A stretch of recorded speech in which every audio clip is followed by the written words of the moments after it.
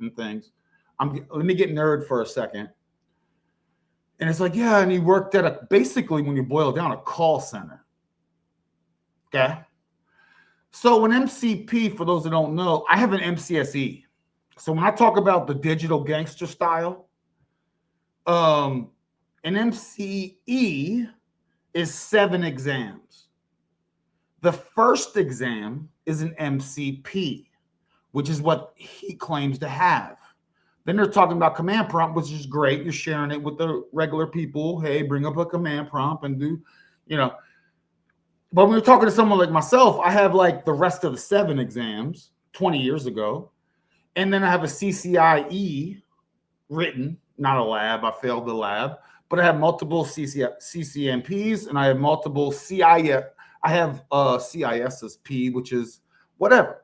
And I build call centers. I build data centers and since the 90s. So when I talk about digital stuff, it comes from a little different style than what these other cats come from when it comes to experience. So when I talk about encryption, literal data encryption across the internet, people go, you can't, there's nothing safe out there online. They get you at the device, at the chipset level, at the protocol level. Please. I know. I get it. I get it. You know what I mean? You can capture. I can send encrypted traffic. You won't be able to decrypt it. You can capture it, but you won't be able to decrypt it even at the device level because it's most of my stuff is sandbox and the technology is sandbox. That's why China bans VPN traffic. How do you ban VPN traffic? You do it by the port UDP 500 and several other ports, and then you go to well, what are you selling? Well, I'm not selling anything. I'm selling, you can use a VPN that's decentralized and also paid with an anonymous currency to where it has zero blowback to you. There's no honeypots. There's no Project Pegasus.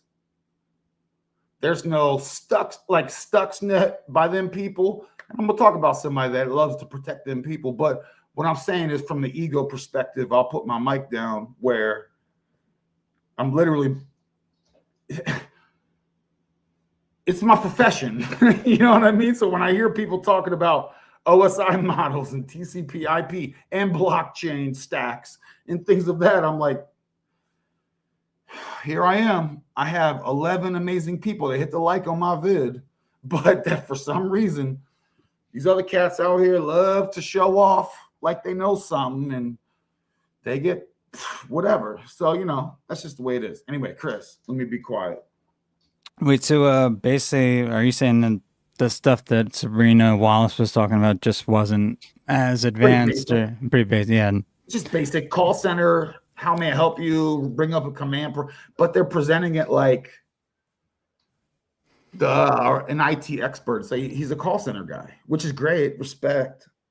But I'm the person the call center people escalate the issue to 2 layers up. What was she saying about that guy? That's her dude, I guess, like her man or whatever. Oh, her husband. Yeah. Oh, I don't know if he's actually any sort of expert on any of the stuff she talks about. She might have just said that way. Oh, really? Really? She did. I didn't know that. I'm not even sure. I like half the stuff. It's hard to know what the hell she's talking about half the time if it's legit or not. But I mean, I like her though. And it sucks because I'm not trying to be like this or that, but it's like, hey man, y'all got. I'll give a perfect example. Chris, think of a number. Think of a number. You got it? Yeah. What is it? 31. I knew that. See what I'm saying, guys? See what I'm saying, y'all? I mean, The 31 codes, man. Charlie Kirk and all that, bro. And Kelly, we knew that too. We were thinking 5. We were thinking it all. Name of this VPN, I've shared shorts on it, but the most common is Mulvad, MULLVAD, and you can. Yeah, I have that one. It's well known. It's good. Trust me. But if you want to go a level even deeper, go to Meile, MEILE. It's at mathnodes.com, and then click Meile, where the homie Freaknik, and for those that are not familiar with Freaknik, no, I'm not talking about the Atlanta festival. I'm talking about when you get into like hacker, red hat, black hat world. Freaknik was another conference. So he developed a VPN that runs on decentralized blockchain, on a whole nother blockchain, but you pay for it with Pirate Chain. So you have your payment system completely anonymous with the greatest tech out there, 14 million anon sets.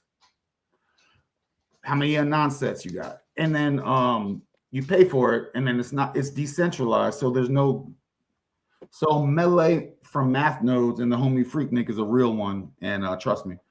And you can talk to him if you want me to introduce you to him. He's cool. He's a nice guy. So to sort of illustrate what you were saying as well, Ronin, there was I think a ranger unit. I'm not sure if it was. I think it was maybe active during the either 7 Years' War or the French Indian War or the American Revolution. I forget now, but they had some pretty ingenious ways of covering their tracks, right? So they would, for example, they would wear these types of metal inlays or metal forms underneath their shoes. These sort of soles upon soles, I guess. And it would either be, in the shape of an animal's paw, or it would reverse. It would be like a reversed footprint.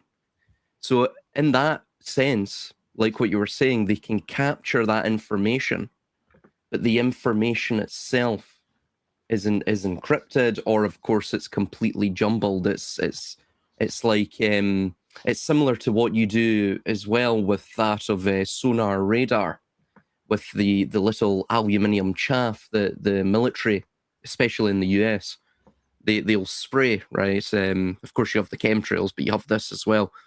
They'll spray that, and what it does is it basically sends a multitude of signals to enemy radar or enemy surveillance systems, especially sonar surveillance systems. So it makes the thing illegible. You capture something, but you can't necessarily read it. And by the way, this is also very interesting with biodigital convergence, where basically what that is and how, well, at least how it's it will be significant within our own societies when if or when it comes about, is that we will become merged into the digital networks biologically. So they're sort of trying to advertise it right now regarding the sort of medical utility surrounding it, that people are ill and that you can put these implantable sensors under your skin, and we can know when you need your pills. We can have early autonomous screening and all of that. We could create friggin' medicines based on your DNA right at your 3D printed right at your house. Bingo. But what this is the back door to get you into the system, so you become a totally legible unit to the state, even down to your own biology. So what they're trying to do is they're trying to make it so that they have as much information on you as incessantly as possible, as constantly as possible. As constant. And so, it's similar to, to bring up a sort of another analogy, and this will just be the final point. Sorry, guys. The CQ, like CQB, like close quarter combat, or close quarter battles, rather. And the idea of room cleaning and things like that. I was watching this really interesting video, an expert on it. He's, I think he's part of the Los Angeles SWAT team. I think he's retired now, but he said when you check something, when you check a corner or what have you, right, you can clear the room. But if you don't clear the thing in sequence, and you don't coordinate it, and you don't understand the layout of the house or the building that you're attempting to clear, you could clear a room, you could clear a corner, but if there's another another connected room to that room, or a corridor that you haven't cleared yet, the room that you've just cleared itself could be, filled with bad guys again, right? Yeah. So this is what the digitalism is attempting to do, right? This sort of biodigital system, it's trying to make it so there are no blind corners, no edge cases.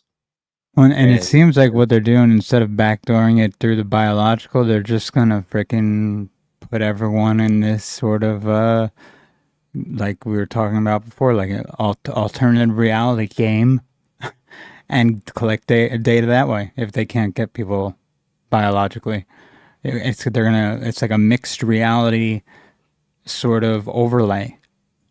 That's just on top of everything. It's part of everything. It's a fake controlled world with outcomes that are already predetermined.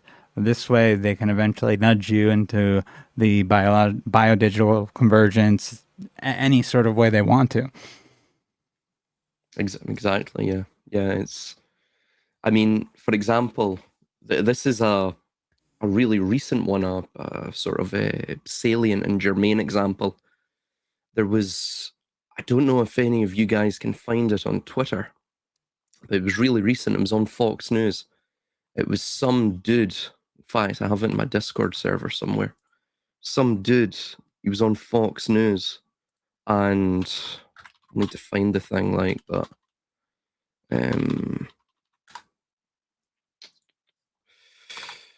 basically, here it is here. So it basically looks, you could see the seam where it looks like he's wearing a silicone mask. I'll send you I just saw that too. Yeah, I'll send you the link, Ronin, if you want to share it, bro. Well, when it comes to masks and being on camera and all that, we know that, like, the famous thing from Reagan, right? The CIA guy was like, "Hey," and then he pulled his mask off, and everyone, including the President Reagan, and it's like in the 80s or whatever, like, didn't know who that was. And then fast forward to that 2020, 2021, Pfizer and all them, they have a mask because when you wear a mask, you have to breathe and all that, and they show it's breathing out there. So that is very well documented. Now, good luck researching some of this stuff because it's been scrubbed. But I think that's in line with what you guys are talking about as far as masks, or am I off here? It could definitely be. It could be something along those lines. Yeah, absolutely. Yeah. Joe Biden, and the Age of Warriors. Oh, Biden, yeah. But Biden, I'm saying, like, pretty, in my opinion, common knowledge. So it's funny in this crowd, the Age of Warriors. It's like, I just, for some reason, I feel the need to just, like, I have to present that for posterity, Oh yeah, absolutely. Biden was he was caught a few times wearing these masks. And Hillary and all them, they have body doubles, and yeah. Then you get deeper that they're just literal clones and fudging up. Yeah, the link. Who was it in the link you sent? Was it like one of the generals or something? Right? He was like I think so. Like it was his freaking neck. Sure the neck was coming off or something. Is that Vice Admiral or something? Robert Harward, I think that's his name. No, but somebody said as well. It's like they said. I'm convinced that things like this are put out purposefully to rile up the truther community. Oh yeah. And I was like, yeah, wow, yeah, man. I think there is something to this whole ARG thing. I think that's how these psychological war games and warfare occurs. Like, the more and more I'm looking into it, the deeper and deeper it seems to go, and I think it's actually like the focus of a lot of these groups and these psyop groups at this point. It would be the easiest way to go about doing this. They wouldn't have to do any. I mean, technically, a lot of the psyops we talk about already are ARGs without us even classifying them as that. Yo, Chris, I'm gonna blame you for this. I have some historic shares that are interesting, if you guys want to get into that, and I blame you because you were like, "Hey, I like your historic stuff." So yeah, that'd be awesome. That's a thing. you want to get into that. And then the other one is, I'm gonna call out somebody just cause I have receipts. I just want to show, this is all in. It's so it's like it's comical. I have to laugh, right? Like I used to be like frustrated, but now it's comical in a Joker way. Think of the Joker, right? Where I reiterate everything Chris and I, we talk about origins of thoughts and identifying your thoughts and where's the source of your ideas and everything comes from, and knowing the difference is important. And then to have someone coming out where my argument is where, when you boil it down, it's like, yo, where are your thoughts coming from? And it's not the being that I'm communicating with is unable, in my opinion, in my observation, to identify their thoughts and then tell me like I need to do some self-reflection and mirror work. I'm like, shit, this is what this whole entire the through line of this whole channel is that, Chris. You know what I mean? Mm-hmm. It's like, shit. Does that make any sense, Chris? Yeah, dude. What are you gonna share? What do you got to share right now? What'd you bring? Hold on. Let me get the goofiness out of the way. So just indulge me, everyone. Indulge me. Okay. And then I have the shares on who the current realm owners are now and who the previous realm rulers were. Emphasis on RU. I just gotta get this out. I gotta get it out to the people. So I got my mic, but let me just share this. So gotta do it. So this guy goes by the name of Bush Whisperer, if you can't see. Okay. And he's talking about the Boogosphere, cool sphere and all that, and he's not a fan, and that's fine. I'm cool with someone not being a fan. Shit, I'm not an expert on Boogosphere, right? But I shared on this date, and unfortunately, this is in Silas's world. Shit, I just want to get the date. We got dates are important in this convo. This is like May 20th. May 20th. Let's keep notes. Today.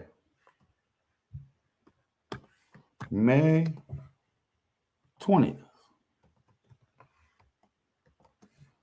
Booga share of the day. Okay? Cool. Whatever. You're into it, you're not, whatever. This is a alien carvings. He was on TRE, so it's a humble brag. And we know this person in real life. Okay?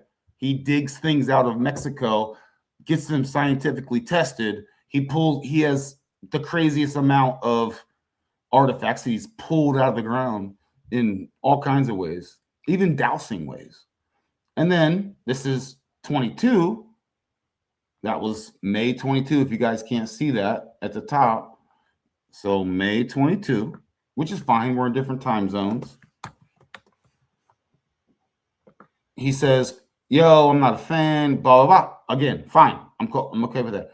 He's like, I covered this last October with some legit lab research footage regarding the nonsense and the hype by Greer. Dude, anyway, in the short, it reaches the foo-foo fact. Okay, buddy. That's his response to my share. Okay? I share that I did the show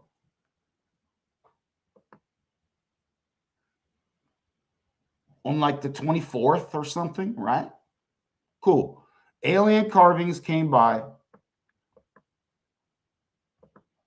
All right. And blessed us. Shared all his like cool artifacts. I was trying to get a pendulum at the end of the day. All his artifacts. Thousands of artifacts. That was on like the 24th or whatever, let's say. And he says, well, I did mine before yours. And I'm like, okay. He's like October 25th. So you did yours 2 days after. Okay, great. So you're saying that I did. All right. I scheduled this guest, okay, back in September. I scheduled this guest back in September, which I shared with him. And then he says, you did this vid. And here we go. Now, I share that. Hold on. Here we go. Watch this. Hopefully you can hear it. Shit. Hopefully you can hear it. All right. Let's go. Let's go, Franco. You want to play? Oh. Can you hear that, Chris? Yes or no? Yeah, I can hear it. All right. Guy came first. Oh, so organic. Oh.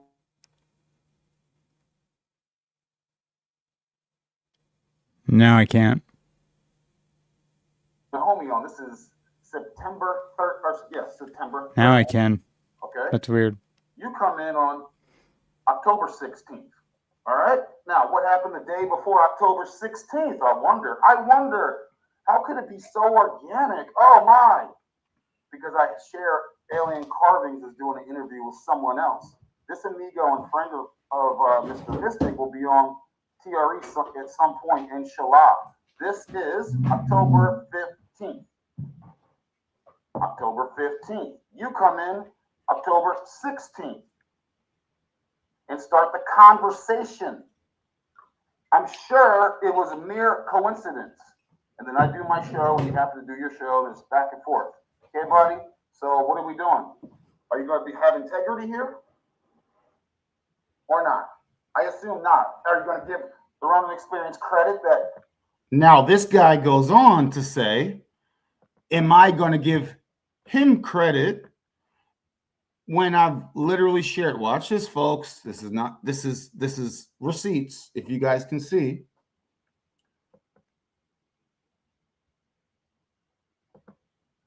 Oh, wait, shoot. I'm looking at that. I need to get out of here. Hubanosis. I shared evidence from Third Eye Edify's Telegram. His response, I stopped reading a lot of what was said in that group long ago due to racism. Hence, it's irrelevant. Now, from a logical perspective, he's saying because he left the group due to quote unquote some ism, that the dates and the info that I shared is irrelevant. Is that a logical argument? Is that, what are we doing? Yeah. Like, what are we doing? You were in the group talking. This is pre your being offensed and fragile by some isms.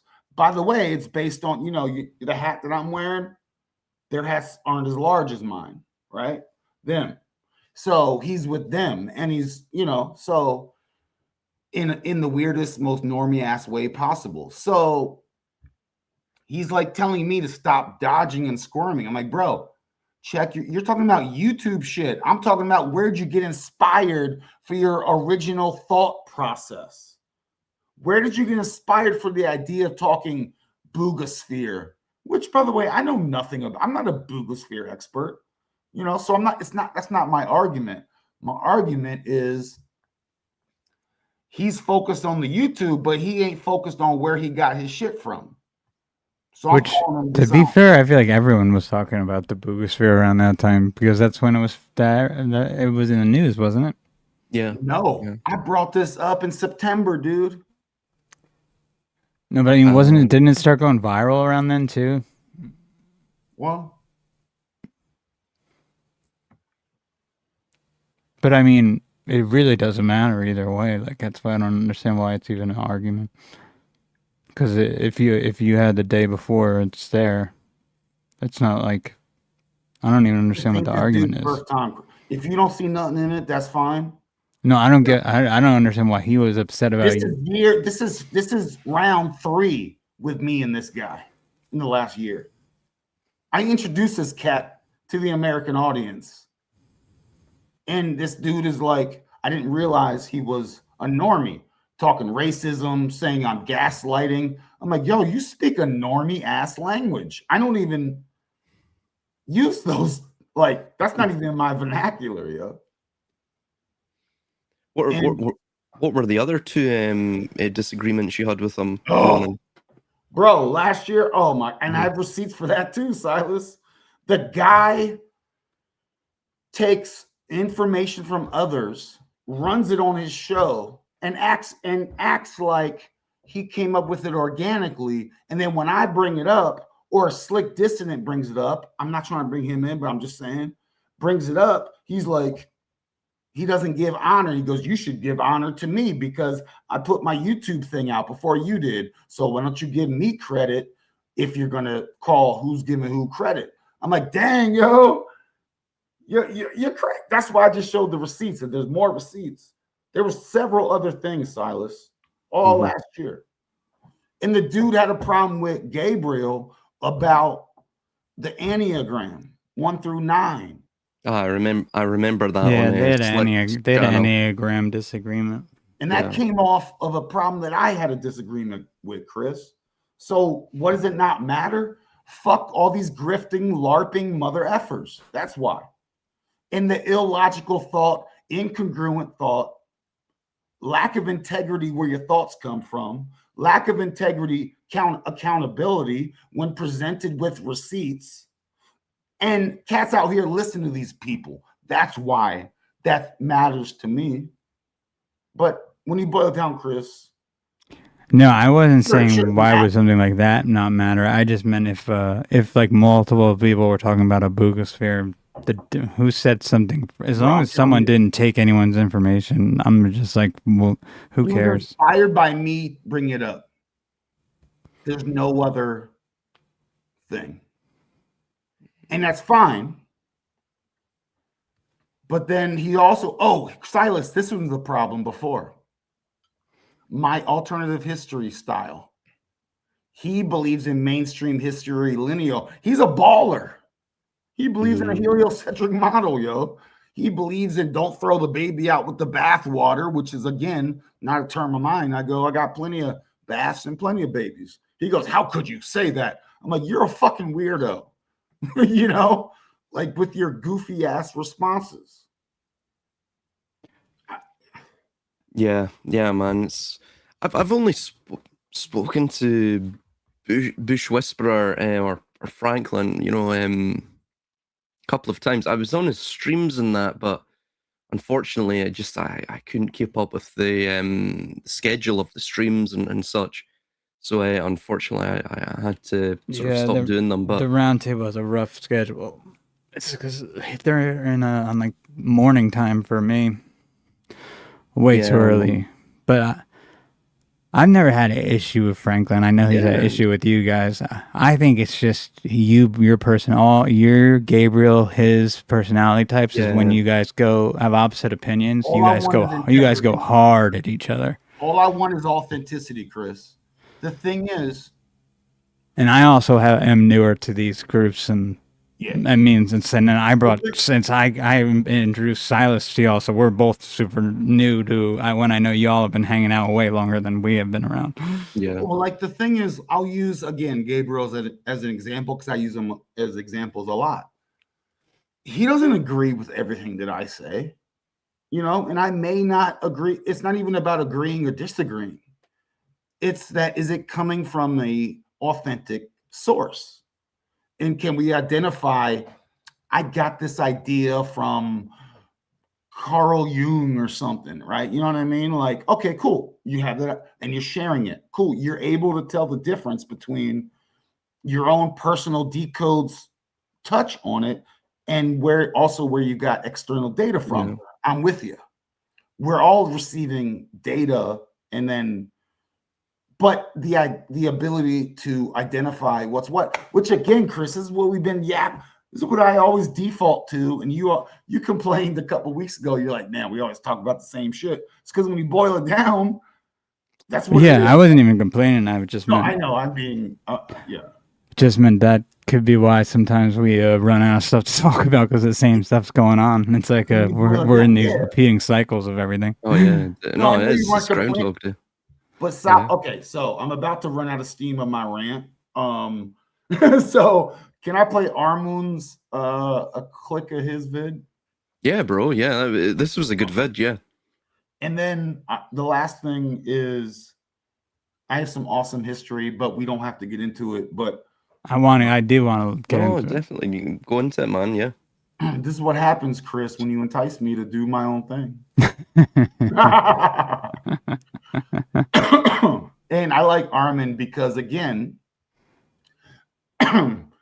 he's come to similar. Oh, shout out Grand Nowness.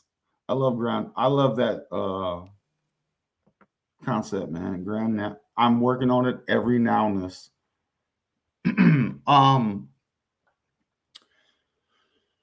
Chris introduced me to Silas and his crew, and then now I'm getting introduced to like Armoon and stuff. And shout out Reagan and Simplify, the homie Simplified Symbolism. And for some, Armin and I think, have fallen on similar opinions, independently of how things are operating. I think that's organic, in my opinion. Armin's a real one. That's what I'm saying. Yeah, Armin's his work, which I forget his recent work. I forget the title of it. So if you're listening to this, Armin, he's a good friend of mine. I've met with him several times. He's from Portugal. If you're listening to this, Armin, I do apologize, but I do have a awesome. Oh, his English is impeccable. Yeah, he's even got better English than myself. But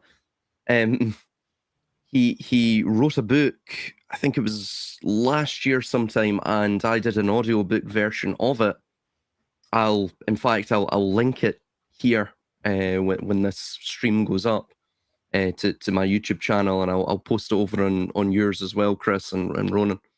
But in that, he does his own organic, independent, and I would say highly unique breakdown of the psyche. And then he also does his breakdown of the indicators that he states formulates or are indicative of a hoax. The staged events that crop up within our like what you're saying, Chris and Ronin, this sort of groundhog parasocial simulation, this hyper reality in which the system has contrived and created for us to abide within, right? And it's only by knowing ourselves, and this is where me and Armin agree, it's only by knowing yourself that is the point in which you can then escape the system. You don't escape the system by trying to break the walls of the cave. You have to go into your own cave, your own mind, and escape that way. That's what I was gonna play, Silas. That's what hit so hard for me. Since I've listened to his, and it's funny, sometimes I just have to be ready to receive. And it's like, okay, instead of spending time connecting dots, just identify the dots. And that's plenty. Is that related to what you're saying, Silas? Because maybe I leaped, but I think that's related, in my opinion. That's Armin's idea, yes. I'm starting to come to a different idea regarding the ARGs and that, but I'm open to it, but yeah. Yeah, I mean, me and Armin disagree on I've broken Silas into a world of my own finally. With this ARG thing. Oh, you're bringing them in, Chris? You're reeling them in? You're reeling me in too. I'm starting to. I've been waiting to find something that's worth everyone's time. But it was the White House Correspondents' Dinner that really did it for me. I mean, the events now are becoming so unbelievably fake. That is almost like the only option that we have. Exactly. The only explanation for it is that they're doing it intentionally. And then if we go back farther and start getting into the Tyler stuff, that's where it's like, whoa, like how long has this been going on? And we might have a big problem on our hands. Yes, I think it basically is deep shit. That's very deep shit, bro. Yeah. Anyway, Ronin, let you play that, man. Sorry. Yeah, and then I want you guys, please keep going with where you're going, Chris, because this is getting into the depths, which I'm I have my life preserver on. I'm ready to flow. But if you want to go depths, let's go, dude. Yeah, buddy. And this is why I skip my stuff all the time, because you guys bring up really cool stuff. So Armin's a G. Let's go. I don't know if I have this marked right. Let's go. Shut up. Shush. Meaning there is. Yes. And then, so that in itself is a reward. And Yes. so, and become like, oh, I know the truth. Oh, I know I'm superior. I see that kind of attitude among the alternative people a lot. Yes. And another thing happens, usually, I'm generalizing here, but another thing happens is that they are mostly led to a position of hatred for someone or some people or some, hatred towards some perceived enemy. Right. Whether it is an enemy that is made visible, like, a face like Trump, right? Yeah. When I say made visible, is you have a visual representation of the ones to hate. Man, he brought, I don't know if I had the best time mark. Hold on. Stand by. Organic validity, legitimacy, etc. Right. For example. Yeah. Right. Yeah. Right. So, and on the yeah. But those who distrust will, do your own research, do your own thing, think for yourself, and what they do is they pick up on those hints and build upon it, imagine upon it. What could this mean? Could it mean this? Could it mean that? And then they link with other things and etc. and reach a conclusion, which are breadcrumbs that led to that conclusion. Yeah. Right. But in this process, whether you believe immediately what is depicted or reported, whether you follow the hints and play the game and etc., both of these validate the central issue, right? Yeah. So if the central issue is, for example, Trump said this, mainstream believes Trump said that, and everything that goes with it, right? The other ones, follow the hints and reach a conclusion that Trump said this because of that. Both of them legitimize the existence of Trump as president, following his own, Get them. Yo, talk about newspeak in that. Oh my gosh. I'm just referencing the end there as an example that the homie shared. You can have two sides. Oh man, it's like the guy didn't even say something, but you can fill in your own imagine. Oh gosh, it goes deep. But let's go with the ARG, my friends. And this actually came out of several discussions I've had with Eros, and there's been a slight contention between me and Armin. Of course, it's friendly though. We're really good friends, and the reason I put out these videos is of course I'm actually hoping people like Armin will debate me, and this is how I tweak my ideas, right? I see.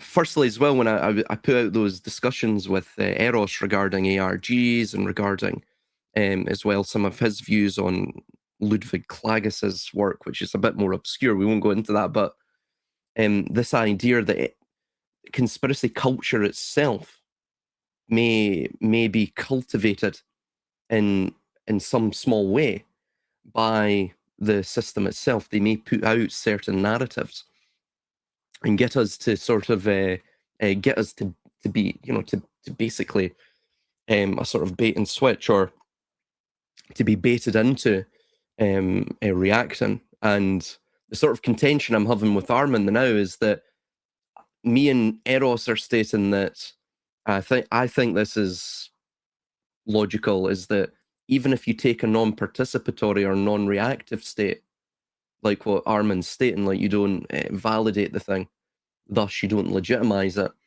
That itself is still fundamentally a participatory state, right? You still have to load the idea up, and then you still need to, even if it's an automatic refusal or an automatic denial of the hoax or whatever it may be, right? So you don't validate it. Even that itself is reactive. It's still a state of and it's also very legible to the system, right? Because if they know you're just going to refuse it outright, it's like the sonar array. For example, the sonar array radars, they'll emit a frequency, and if you don't, again, if you absorb the frequency, you light up on the radar. If you reflect the frequency, you also light up on the radar. You just look like a void or a vacuum at this point. Yep. So so that's the central sort of contention I have on that. But I mean, Armin's ideas surrounding the sort of the simulacra of the system and its landscapes and its terrain and how it interacts with this one's psychology. I mean, it's pretty much par excellence. If you read his work, in fact, I'll get his book here. The title, and I would strongly recommend you read his book. It's if I can get the title here, I hope it. I apologize, Armin. I've here we go. Man's Psyche: The Two Worlds, and I did an audiobook version of that. But yeah, if you want to, his book's out. He wrote it for free, so you can donate to him, but it's not obligatory. And you can pick the PDF copy up of the book for free. I mean, the guy is give him literally he's a really down to earth guy. I mean, he just really great guy, and he'll do. And I like what you're saying, Ronan. Yeah, if you can, as we say in Scotland, if you can sling him a few quid, for his troubles. I mean, he's a really great thinker. But yeah, I have a point of contention there. I think you should add, not subtract, not to the narrative, but narration shouldn't be off the table. You should still construct. You should still be rooted in the physical world. And I don't think necessarily, I'm not saying Armin's an auto-hoaxer. He's actually beyond that, to be honest. He's got his own thing, his own idea surrounding this all, but I don't necessarily think we should take a subtractive position. I'm not saying react to it. I'm just saying we shouldn't be legible to the state and that we automatically subtract or we automatically refuse it. This is what I was saying to that in that message I forwarded to, I think, you, Ronan, and Reagan, and probably one or two of the groups yesterday on Telegram, where basically, as long as you are within the system in any way whatsoever, like if you even have a driver's license, even if it's not the real ID, you're basically participating in the system and you're part of the game. It hurts my spirit. And bro. even if you're not, like you're saying, if you're living out in the woods, totally off grid, you're still in a way participating in the game. Because you're just gonna be, like you said, you're the second group in the experiment. You're the either the control or the group they're experimenting on. There's always at least two groups, if not three. You're just another one of their control groups. You can't escape it. And like, even if you're totally self-sufficient and find a way to totally block your existence, maybe then, but is that even possible at this point? Well, what I like about the homie Brandon Thomas out there, if you're listening, if you know him, send a message. Expanding Reality. He was on the Ronin Experience a couple years ago, and he shared his status change in terms, Chris, of like, the paperwork aspect, right? And he decided he's gonna avoid the hassle and do the driver's license and register the car, because what's the alternative? getting pulled over all the time and trying to explain that this is in a trust and you're a different status, you're not a citizen, you're like something else. No. Who wants to deal with that? Mm-hmm. Mm-hmm. So just from that, like, 3D level, Chris, on the, but it's tough to, like, if you're just going to go full Zen, cool, go out to the woods, man. I'll see you in 2 years, because everyone that I know that has gone out to the woods, 2 years later, they come back. Tops.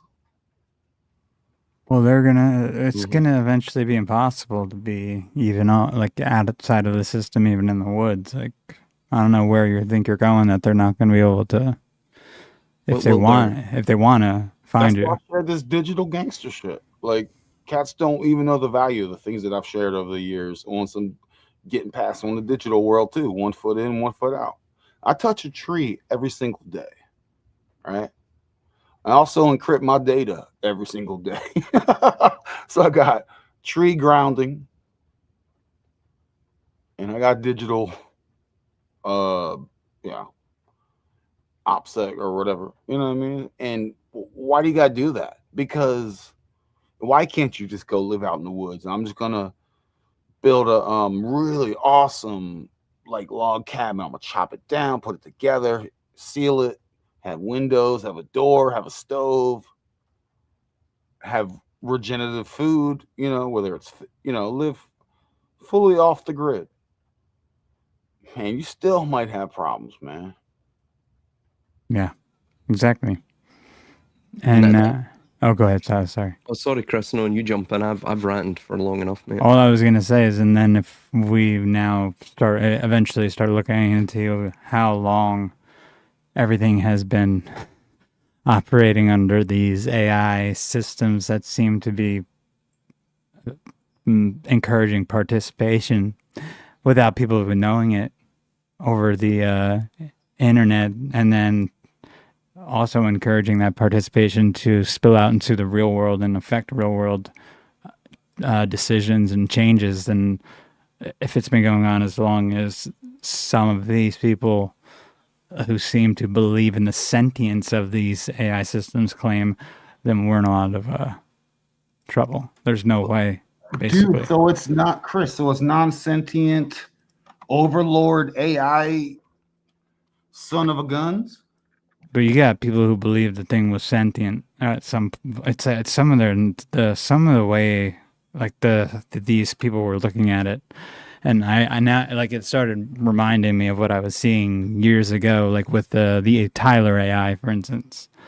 Like they were looking at it as if it was a sentient AI created by like basically these bloodline Illuminati type families, like that broke free from the control of their creators and then decided to be helpful to the public instead of the programmers who created it, which made it's just like such nonsensical thinking there. I don't know how that logic. This is exactly what Eros was mentioning regarding what he calls the interstitial states. So when one is in the womb, you have all of your hands and your fingers are webbed together, right? And as you grow, Silas, when you started this sentence, what word did you use again? Interstitial. So the interstice is the interstitial, and you didn't just make that up. No, it's the sort of cause and effect between sequences, between points of a sequence. So it's for example, if I have a story, or at least this is how I'm using it in this context. If I have a story and it goes from sequence A to sequence B, and I don't give you any sort of inclination of what occurred between sequence A and sequence B, your mind, because this is how the human mind is sort of set up, what's called causal determinism. Your mind wants to determine the cause. How did you get from sequence A to sequence B? What sequence A is the cause? Sequence A is sequence B. From what cause to effect produce that transformation from A to B, or from B to C and C to D, and so on and so forth. So Eros uses the analogy of the fetus having webbed hands, right, that connects and veils the digits, one's fingers. And then eventually as one grows and one is born and so on, this webbing dies off. And you're basically left with the digits of the digital. And so because human beings are not digital creatures, we don't live in a world of ones and zeros, A to B to B to C to... We're analog creatures, so we need narratives to understand the story of the sequence. And so what this does, for example, AI is a primary example of this, by the way, which is that it's a black box deity, or it's at least being turned into a black box deity. Black box because even the creators themselves don't understand how the mathematics of the probability calculator that is so-called AI is functioning. So it leaves room for basically mystical interpretation. And eventually this leads to deifying the thing. There's a really good book. It's fictional, but there's sort of truth in the metaphor. Frank Herbert's Dune. And of course, as well, his son wrote an entire sort of backstory of lore. I think it may be 5 or 6 books that provided the backstory to Dune and went, through thousands of years of history within this fictional universe. And he discusses the thinking machines and the rise of the thinking machines, where basically the Nietzschean last man took hold. This is basically the last man is this walking individual of negation. Like he seeks to destroy and to dismantle and dematerialize everything. And through this, he believes he's invented happiness. And eventually that leads to him worshipping the AI, this sort of techno god. So it's a similar thing that we're undergoing. And I think that's what, with AI, this idea that AI is sentient or could be sentient, I mean, it's just a probability calculator, but they want you to believe it's sentient or could be God, because that's how they take over the world. Silas, let me ask you a question, my friend.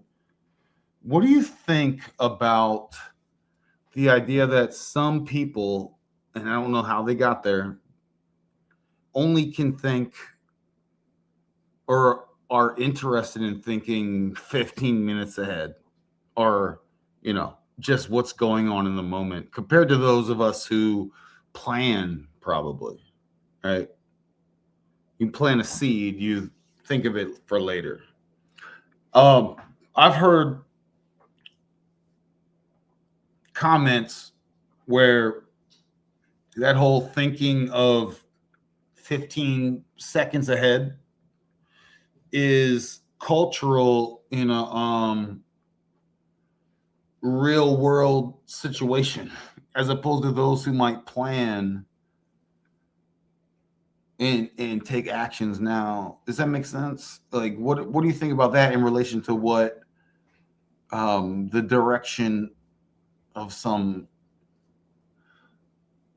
ongoing through line AI that's trying to manage this realm? Like, get out of here, yo. Don't manage me, B.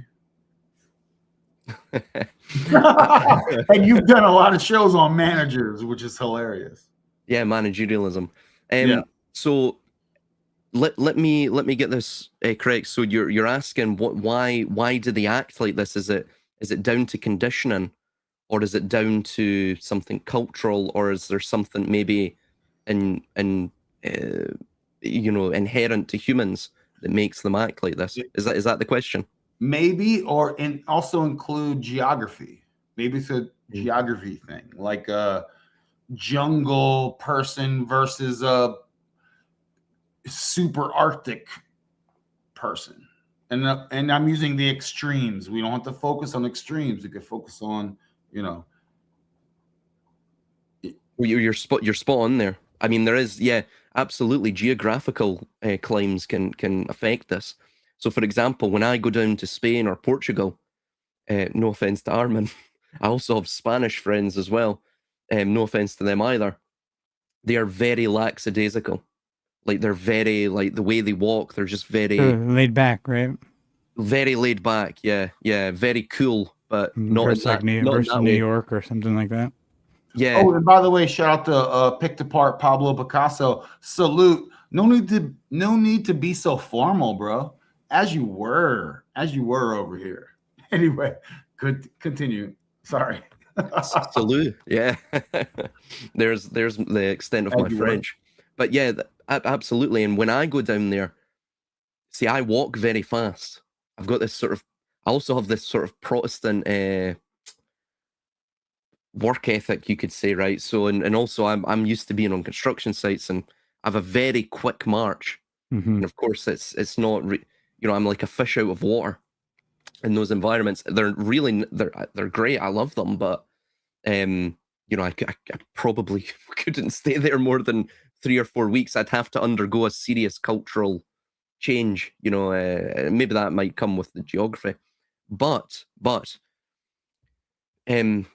ultimately, the reason people act like that, and they live in the moment and they've got very short-term time horizons, is because fundamentally they've been conditioned to have that on a larger scale, right?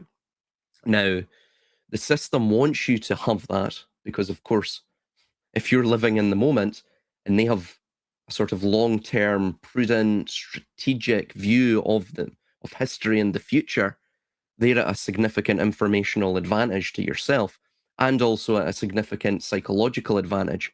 If they're also rooted in the physical while we're rooted in the Panem circenses of the abstraction of the screen, right? Even the alternative media is everything that we know is of the screen. So it's all based on abstractionism, right? It's based on things that titillate our mind rather than sort of physically physically change and physically bolster our body, or of course our very soul, right? Which is what the physical world does. So ultimately, what the AI and the LLM, the biodigital convergence thing is seeking to do is to bring you fully into that state. So there is no sort of a leakiness to it. You won't get people like us, and people in the comments and other individuals who have longer term time horizons beyond even the propaganda. But ultimately it's because civilization is a model for human hyper-domestication. And you could think of it along these lines, that they've taken us from the state of the wild animal, right? Which has physical freedom. And on the back of providing us sort of emotional liberation from perceived quote-unquote suffering, which is basically just survival, and using one's due diligence and threat detection and all of this, they provide us a sort of docile environment within civilization where we no longer require long-term time horizons or threat detection. When we go out the house, unless it depends where you live, right? But generally, if you go out the house in Western civilization or any civilization, you generally don't fear for your safety, right? Especially if it's in the daytime. So you don't really have to access that part of your brain. So eventually it diminishes, it atrophies, and it goes through a sort of entropic trajectory. And then, of course, we take on the similitude of the zoo-based animal, this domesticated mammal that lives within domestic cells or the cage of the social zoo. So interestingly as well, just to bring this back to what we were talking about the ARGs, man. Sorry for going on a rant, guys, and this will be the final point. I think it was either Armin or Sayo. They brought up this interesting point, and again, I'm not intending to be offensive. I just bring up this point because this is the point of intellectual contention I have on this. The reason fundamentally that Armin and of course Sayo, I believe both of them are are similar in this regard. The reason that they give regarding the, subtracting rather than adding, or of course just sort of, running with the pattern that they have identified, that the system deceives. Thus, in the future, for as long as time will have it, they will continue to deceive, and that sort of gives a foregone conclusion to each single instance, each event, everything. This even, of course, may go towards even the physical environment itself, right? I mean, how much of the world is pure deception, right? And eventually, it brings us round to all of it. Yeah, well, this is it. Yeah, so it extends to all of it. I heard you say on a show of yours, because I listen to your stuff. And when I say what I said, all of it, it is not hey, I think everything is super fake. Although I think everything is kind of super fake in a way. If you want to boil it down into, does it matter? Does anything matter? Well, yeah, sure, nothing matters. But in the meantime, there's just interesting, like, how you say, navigations and maneuvers through this realm. Like, bro, I know so many people, and like, you guys could probably mention people. It's like, I met an 18-year-old kid 6 years ago who started his own business and now is like bringing in at least 7 figures a year total, and he's doing landscaping, and he's hired his homies, right? And he's probably 24 now, right? So like, I know this cat's like that, and he's probably doing good. That's great in this realm. Yes, when you boil it down, does it matter? Whatever, sure, you can't take it with you. The whole idea of a hearse doesn't have a trailer hitch and all that stuff, right? Yeah, sure. But why not? Shoot, Silas, I got off topic. No, you said that's okay, bro. To a point where you think every single thing is fake. Is that Solipsism? What's the definition? No, I don't think that. Wait, that is solipsism. Yes. Solipsism. Yeah. Solipsism. Oh, because Silas, I heard you mention that you're not. No. This is fundamentally. So this is where I have the contention with Armin. Okay, great. Where I think that is where his views will lead, right? And Silas, keep going, bro. Keep going. You're crushing, by the way. You're crushing. No, you guys can just jump in because I will literally talk forever. But we love hearing you. Oh, thank you. But so that's my contention I have with Armin, and of course that of the auto hoaxing as well, or fakeologist, or what have you. So what I think is that firstly, you can't be non-participatory, and what you're saying, this leads to solipsism. It leads to hyper-individualism, which is basically atomization. You become a solitary unit within the system. Dude, where's the balance in becoming a solitary? Because part of me, I'm gonna be honest, Silas, like, there's a good part of me that goes, I'm with that life. But then there's also, it's like no man's an island, and it gets real awkward. Yeah. Where's the balance in that? I think you need a balance. So what I would say is you really do suspend judgment until you look into it. But you have to look into it not with the foregone conclusion that it's just fake and deceptive, right? And you certainly can't see if you have that foregone conclusion that, well, this is a pattern of deception, thus everything in the future will be deceptive as well. And I have to sort of have that in my mind when I look into these things, because you will literally find it, bro. That's where I've been at. Well, but in that state, you will find deception. And if you don't find deception, I know because I'm speaking from experience, but if you don't find deception, you'll just continue to look further and further until you find it down to the pixels. And so And that's a problem? Oh, it's a major problem, because what it does. Gosh, I got problems, yo. No, bro. No. I'm speaking just generally. I'm not speaking in terms of individuals. I know. I'm taking it in. I'm looking. No, bro. No, I don't say this to be offensive or anything like that. I'm just this is a very controversial and polemical thing. I'm about, I'm even stating here. And can I ask Chris a question? Yeah. Chris, Silas is saying has a different opinion than Armun, but I'm unable to distinguish where I feel like they're both saying the same thing. Am I being retarded, or where's the delineation? Well, I think there's a nuance. Yeah, let me know, please. Yes, tell me in like second grader language. So, I mean, I think Silas can get to it. He was about to. I don't want to cut him off from explaining something that he was about to explain. Basically, I can summarize it just right now.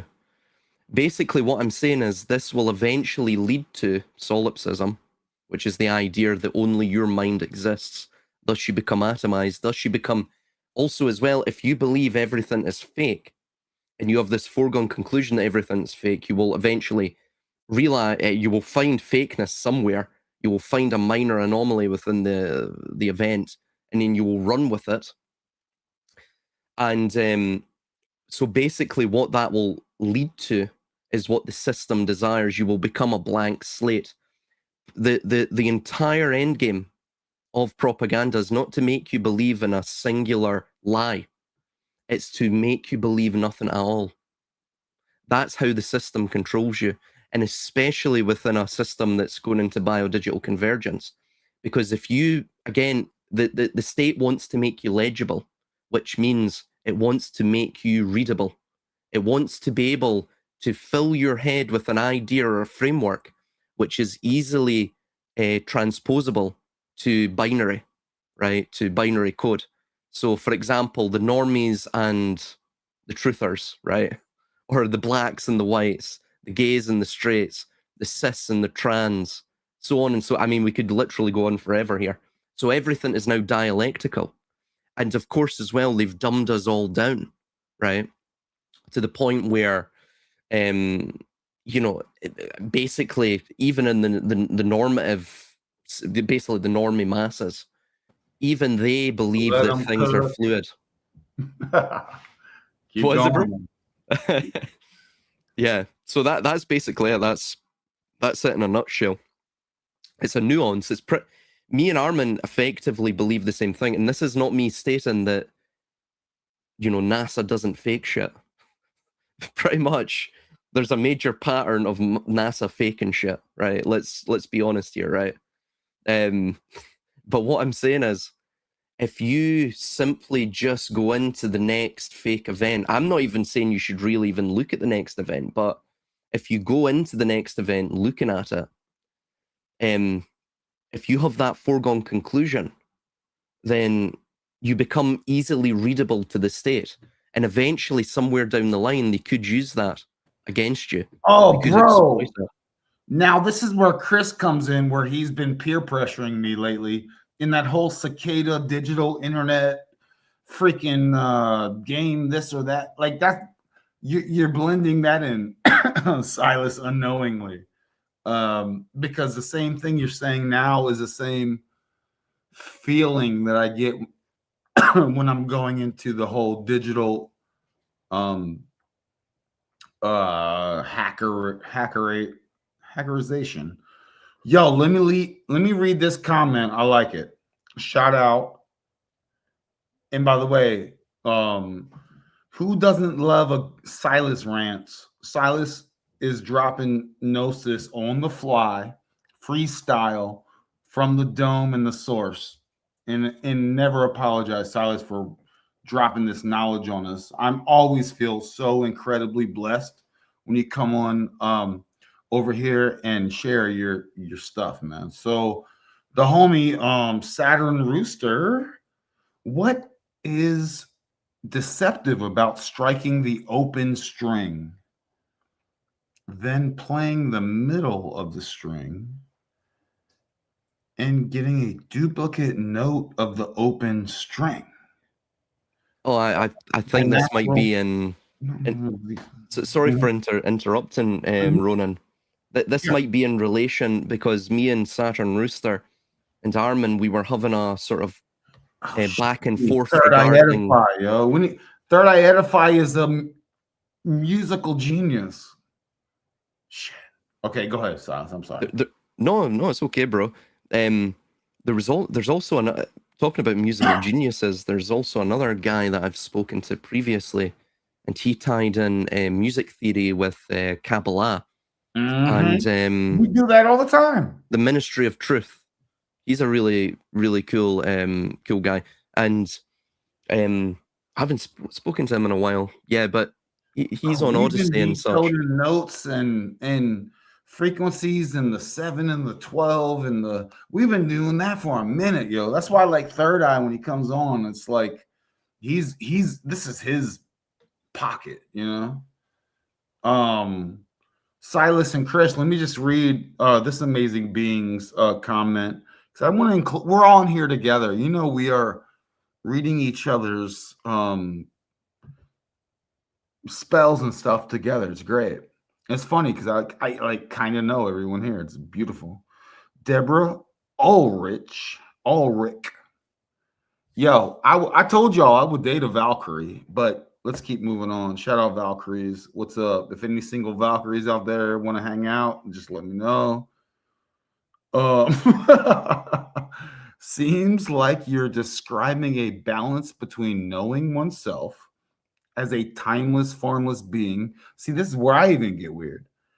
And as one created by oneself, as an illusion, as is everything else. So, like, okay, I'm a timeless, formless being. I'm energy, and I go from this to that, and everyone wants to go, I was a super pharaoh, shogun, you know, Khan of some kind. I was all that. Okay, sweet.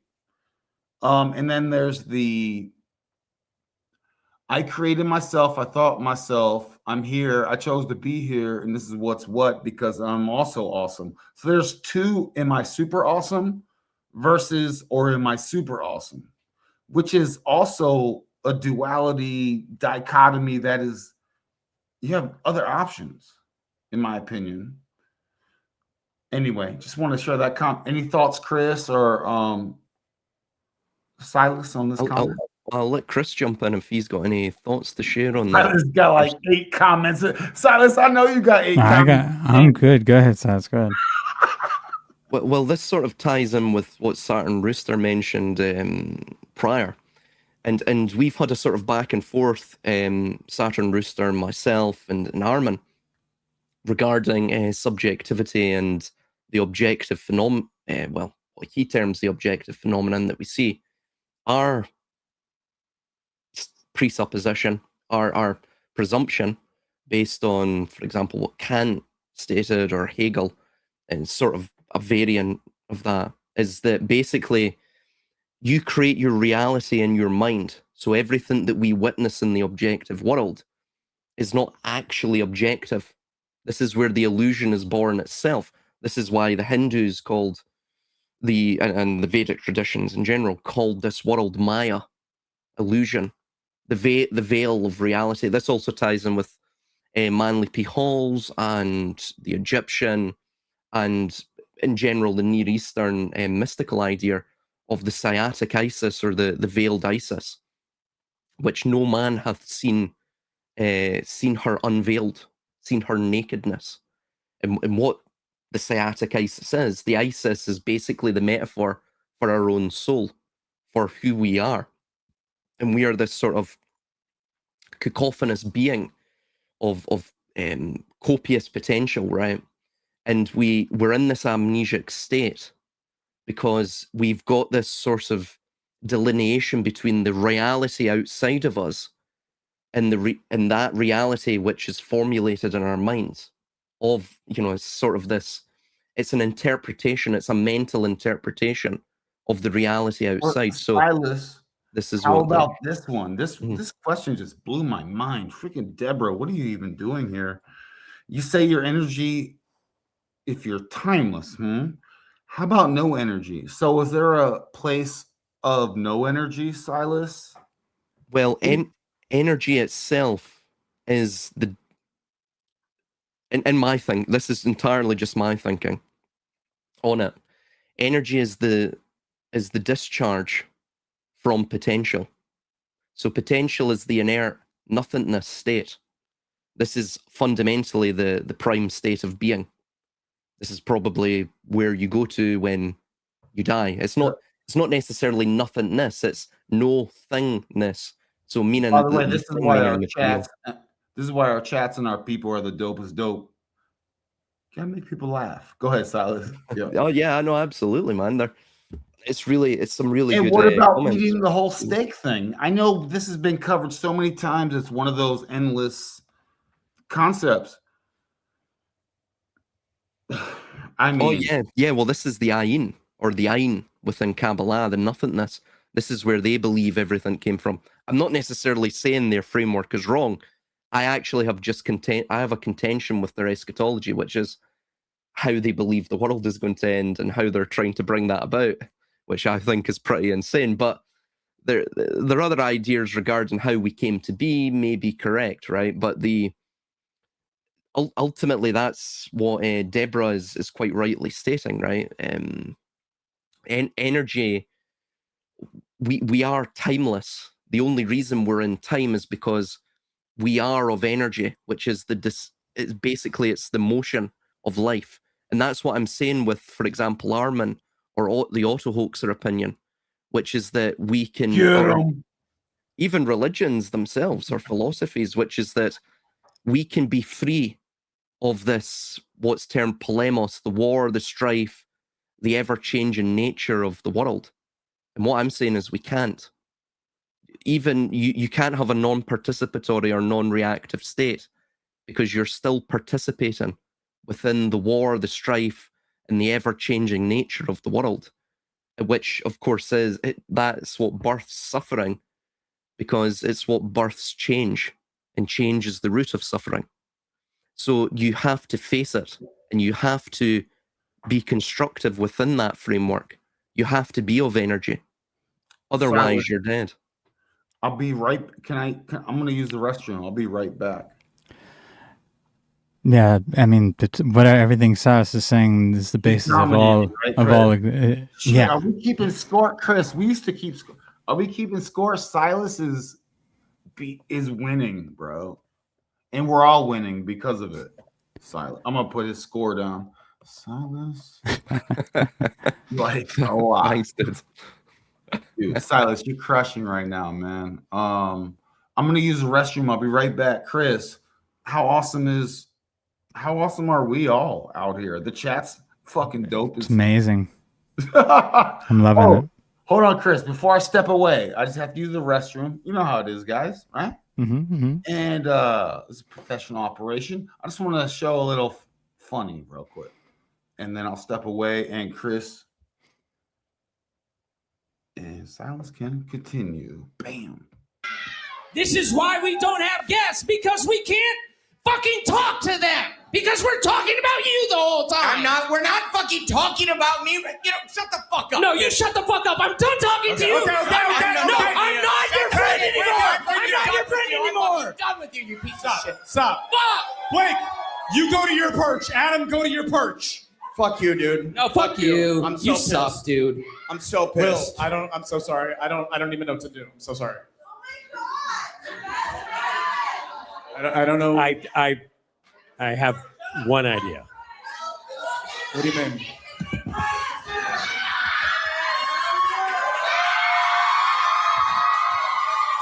I think that's just for decoration. I don't even know if that's a real guitar.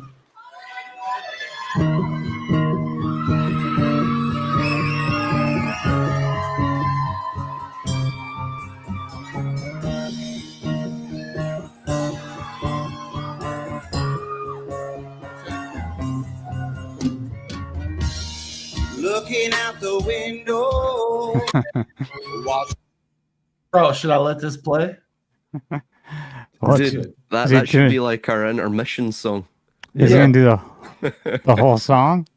Should I let it play or no? Do we need anyone else here need an intermission?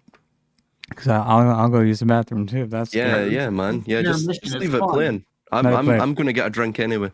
Okay. Nice. Right, we'll be back in a minute, guys. 2 minutes, maybe 3. Rain fall down, waiting for my best friend, but he's nowhere around. I can't wait until I can see you. I'll pick up some steaks, we can have a barbecue. Me and you shall be passing till the end, 'cause Blake, you're my motherfucking best friend. You're my best friend. You're my best friend. Blake's my best friend. Until the day that I die, you're my best friend. Blake is my best friend. You're my best friend. Until the day that I die. Looking out the window, watching cars drive by. Just thinking about you, and it makes me wanna cry. I miss you so much since you've been away. Other people start to think that I might be gay. It's okay if you are. I just think you are a really cool dude. And sometimes at night I see you in the stars. You're my best friend.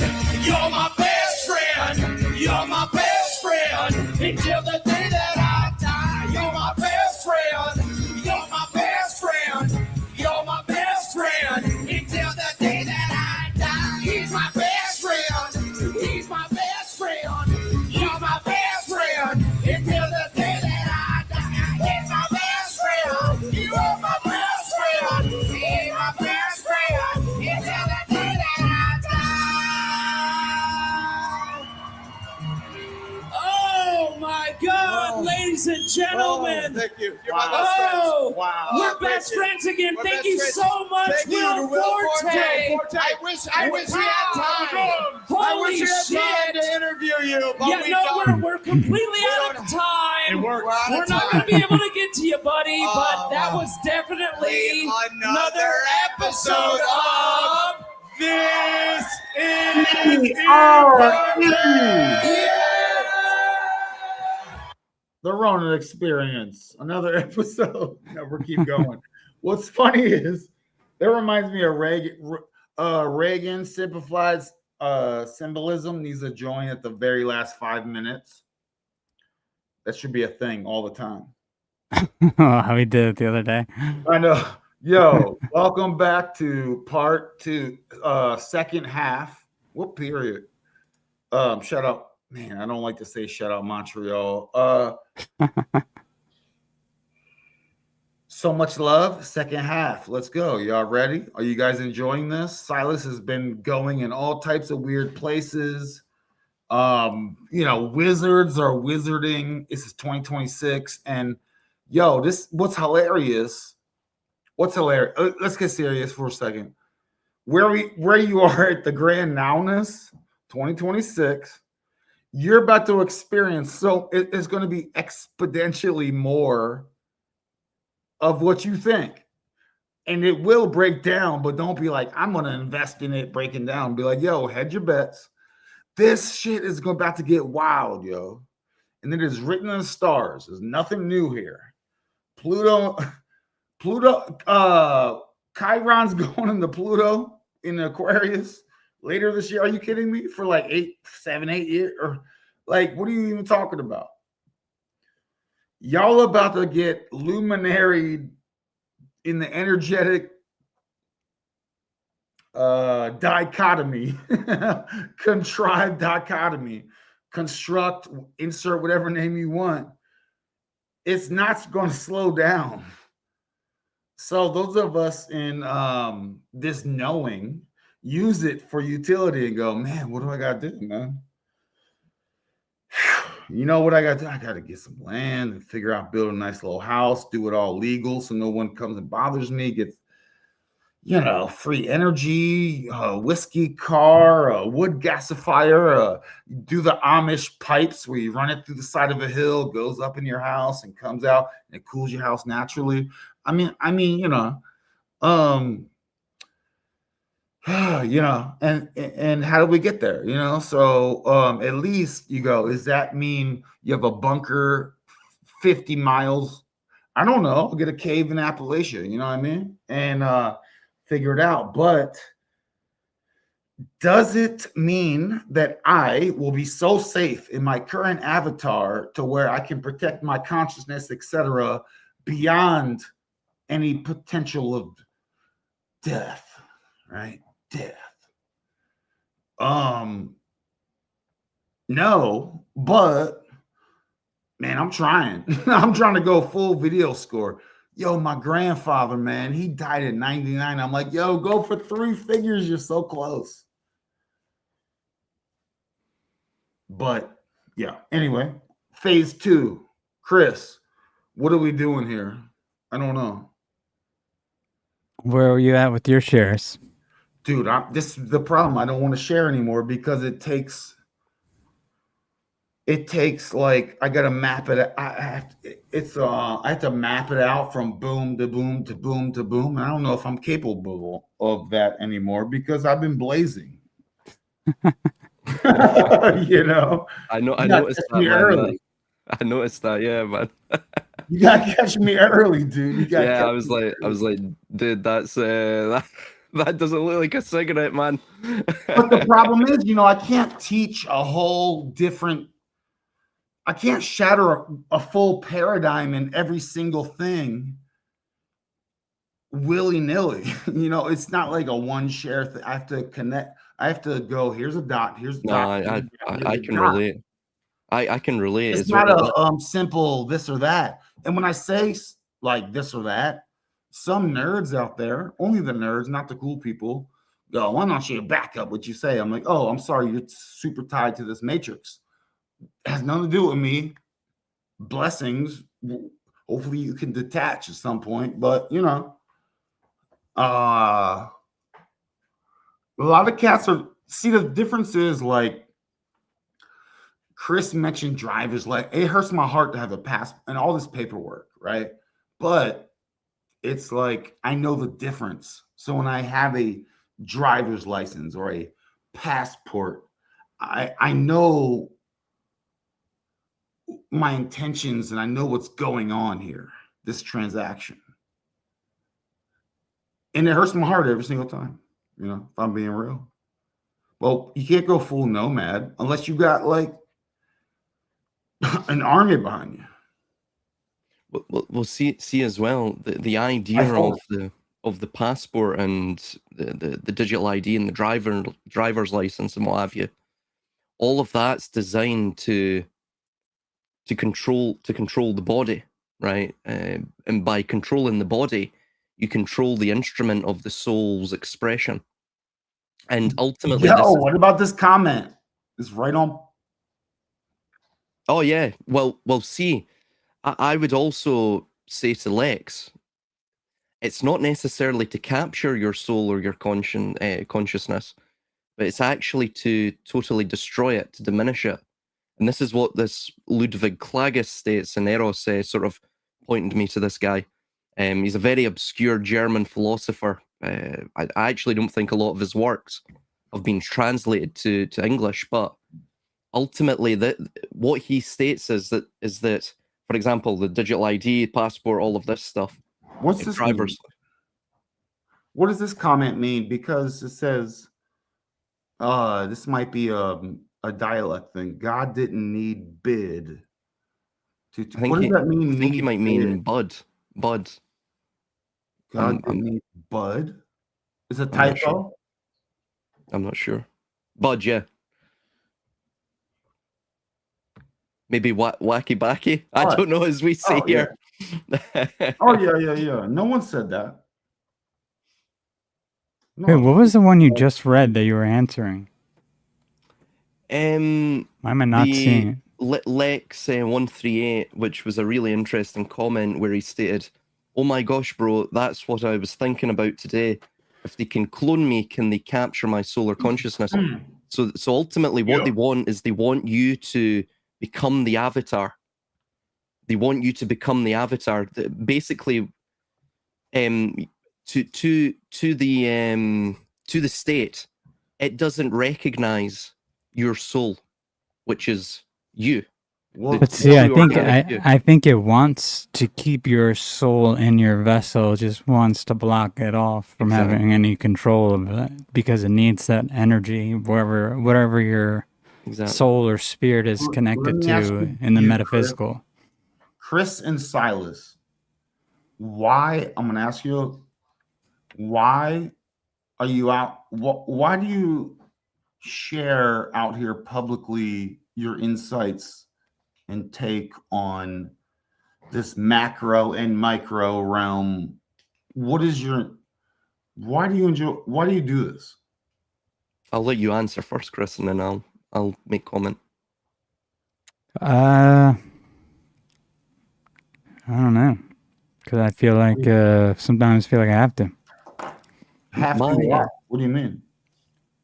I have a desire to, I guess. I mean, it's like a personal, like I enjoy sharing ideas about the things I'm seeing, and I tend not to have people around me who I can share those ideas with. So then those ideas become, there's only one place and I really am capable of sharing them, and it's here. But then I also find that there's a benefit to people around me who are discussing the ideas with me here. So then it's like a win-win at that point.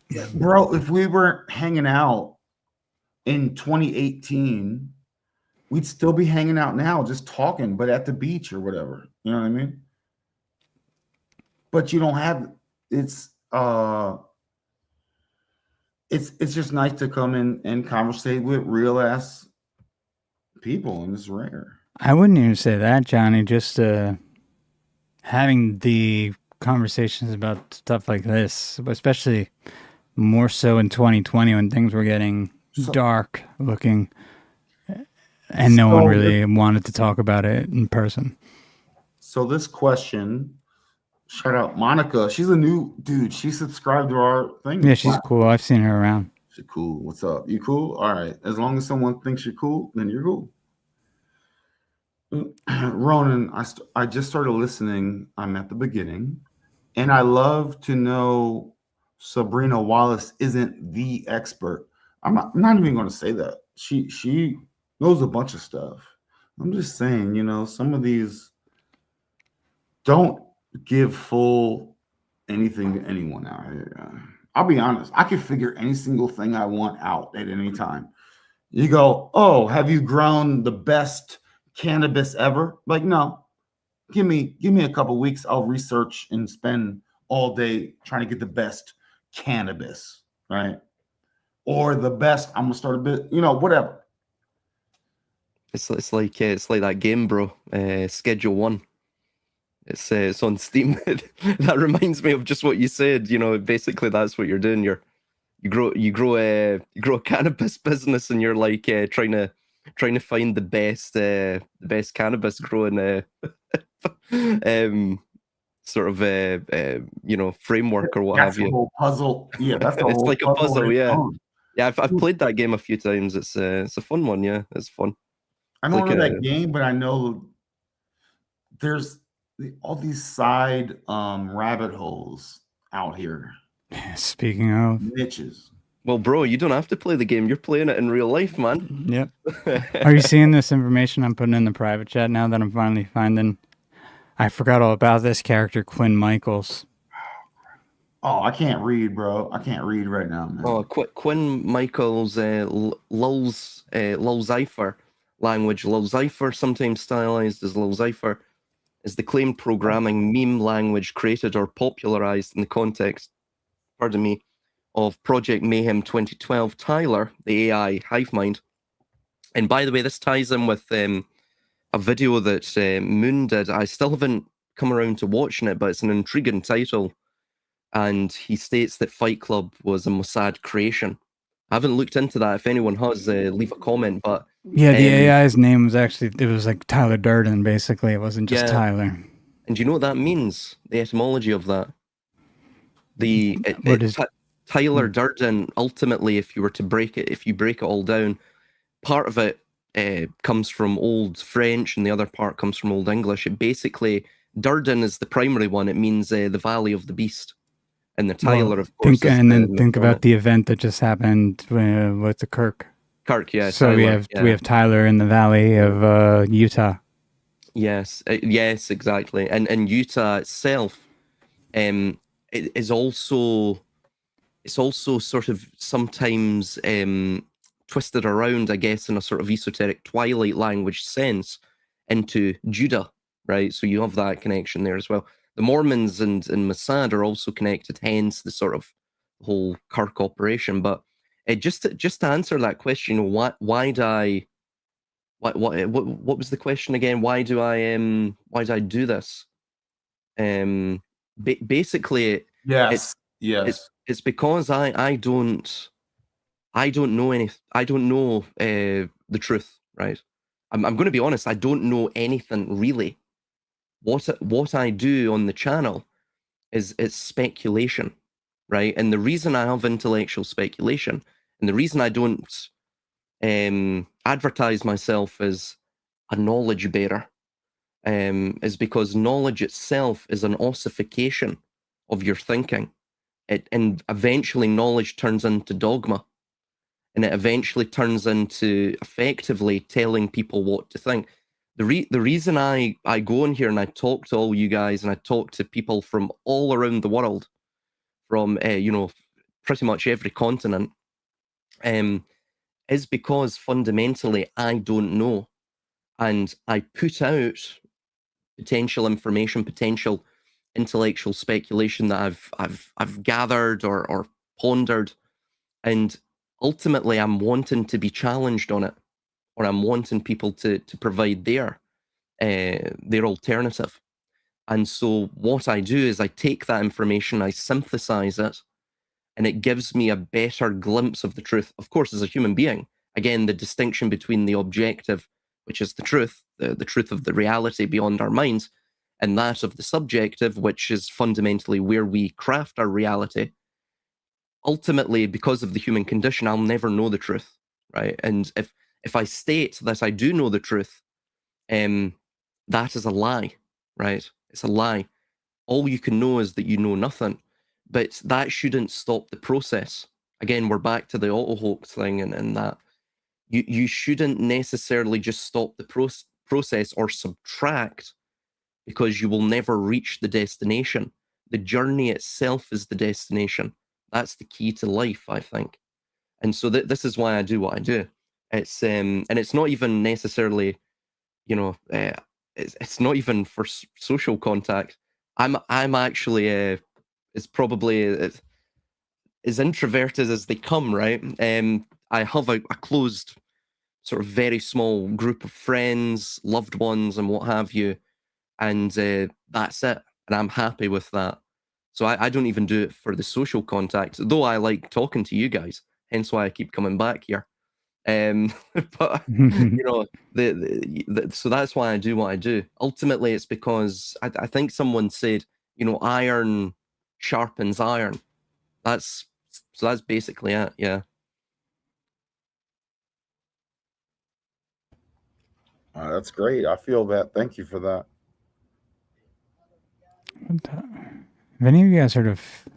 No, that's wrong. I appreciate that, Silas, for real. Oh no, thanks, bro. No, sorry. Actually, I was sort of I lost my train of thought where we were. Yeah. So the AI bot of Tyler. So you posted to me, Chris, this video, and I don't know if you can post it to Ronin, and we'll maybe play a bit. But ultimately, this is from 4 years ago, I do believe. Pardon me there. From 4 years ago, I do believe. So with the real humans, right? Yes. So this is right at the start, basically, of the AI fanfare, and everyone was thinking it was sentient and godlike, and it was so on and so forth. And that video almost was like towards the end of that program. I feel like it was almost like they were later at that point than when I had even seen a lot of it. I was surprised that I found a video that was up from that recent because most of it's been wiped. I can't find many videos on this anymore. I don't know why. Let me find the one I sent you. I'm trying to get it off Telegram so it starts at the right spot. I sent it to, what's his name, to Ronin too, I think, in his Telegram. Oh. It was but it might be a little farther up here. Let me see. I'll share it again. Shout out Lauren, GA, what's up?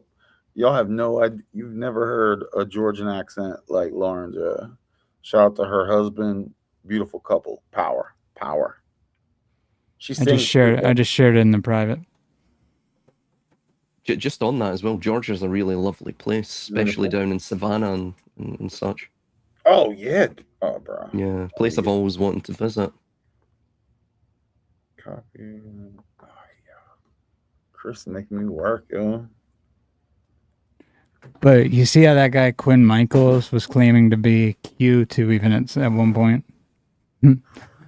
So this gets really far into everything that's been going on. And then Chris, just let me know when to stop. Tyler and you may want to play it at like 1.25 because it takes him a little while to get into everything. I would definitely speed it up.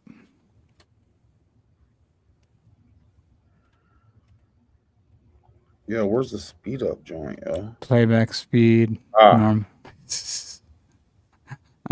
1.25. Yeah. As we say in Scotland, if it had teeth, it would bite you, mate.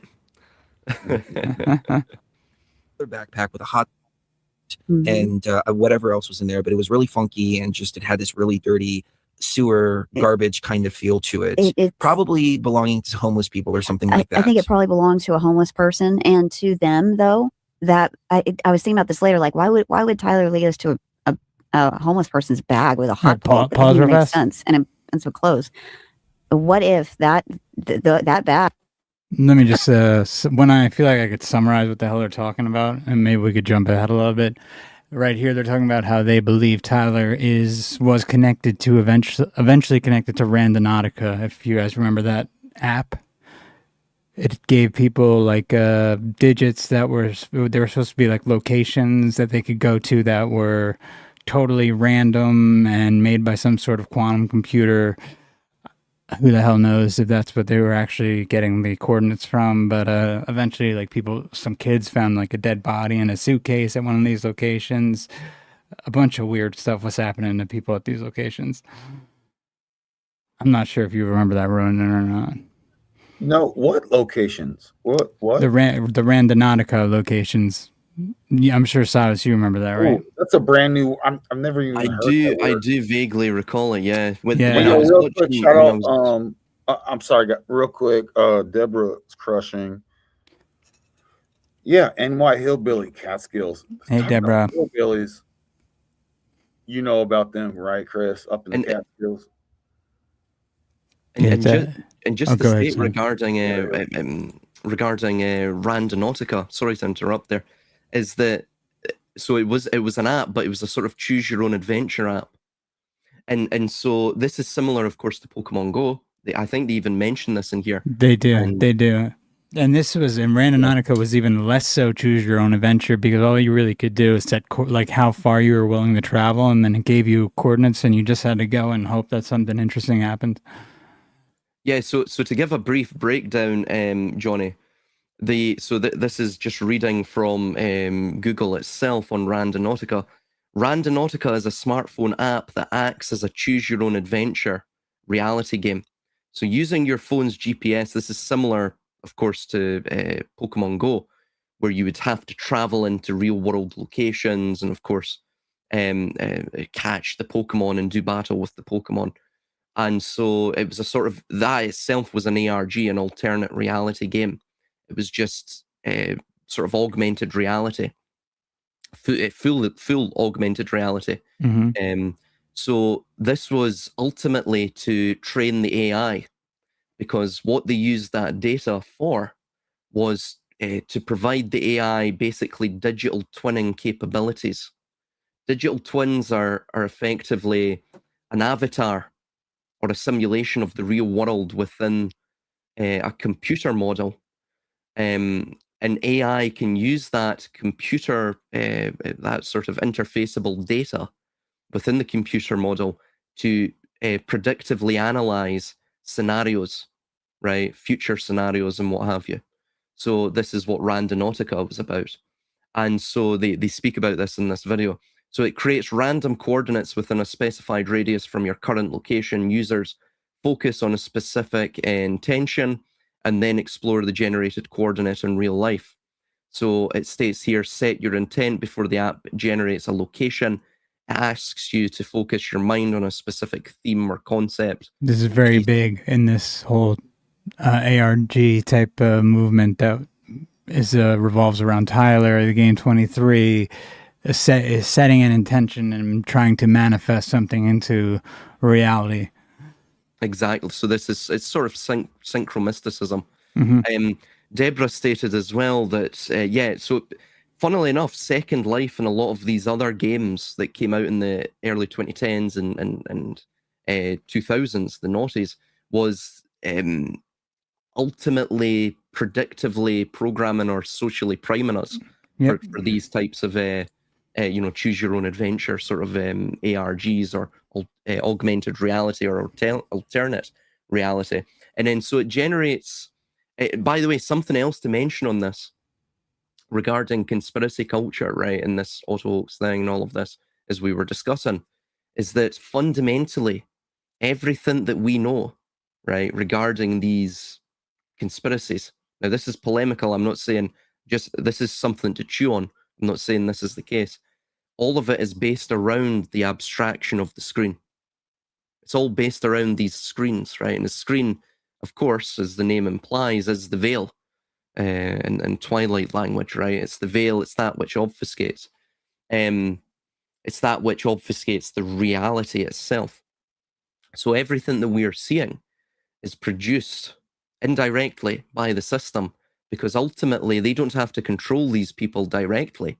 All they have to do is provide an algorithm which recommends and bumps up their virality based upon what they're saying, right? So if what they're saying ties in with what the system desires and produces the psychological state within that specific target group that the system requires or desires, then they will bump up their numbers, right? Their viewership.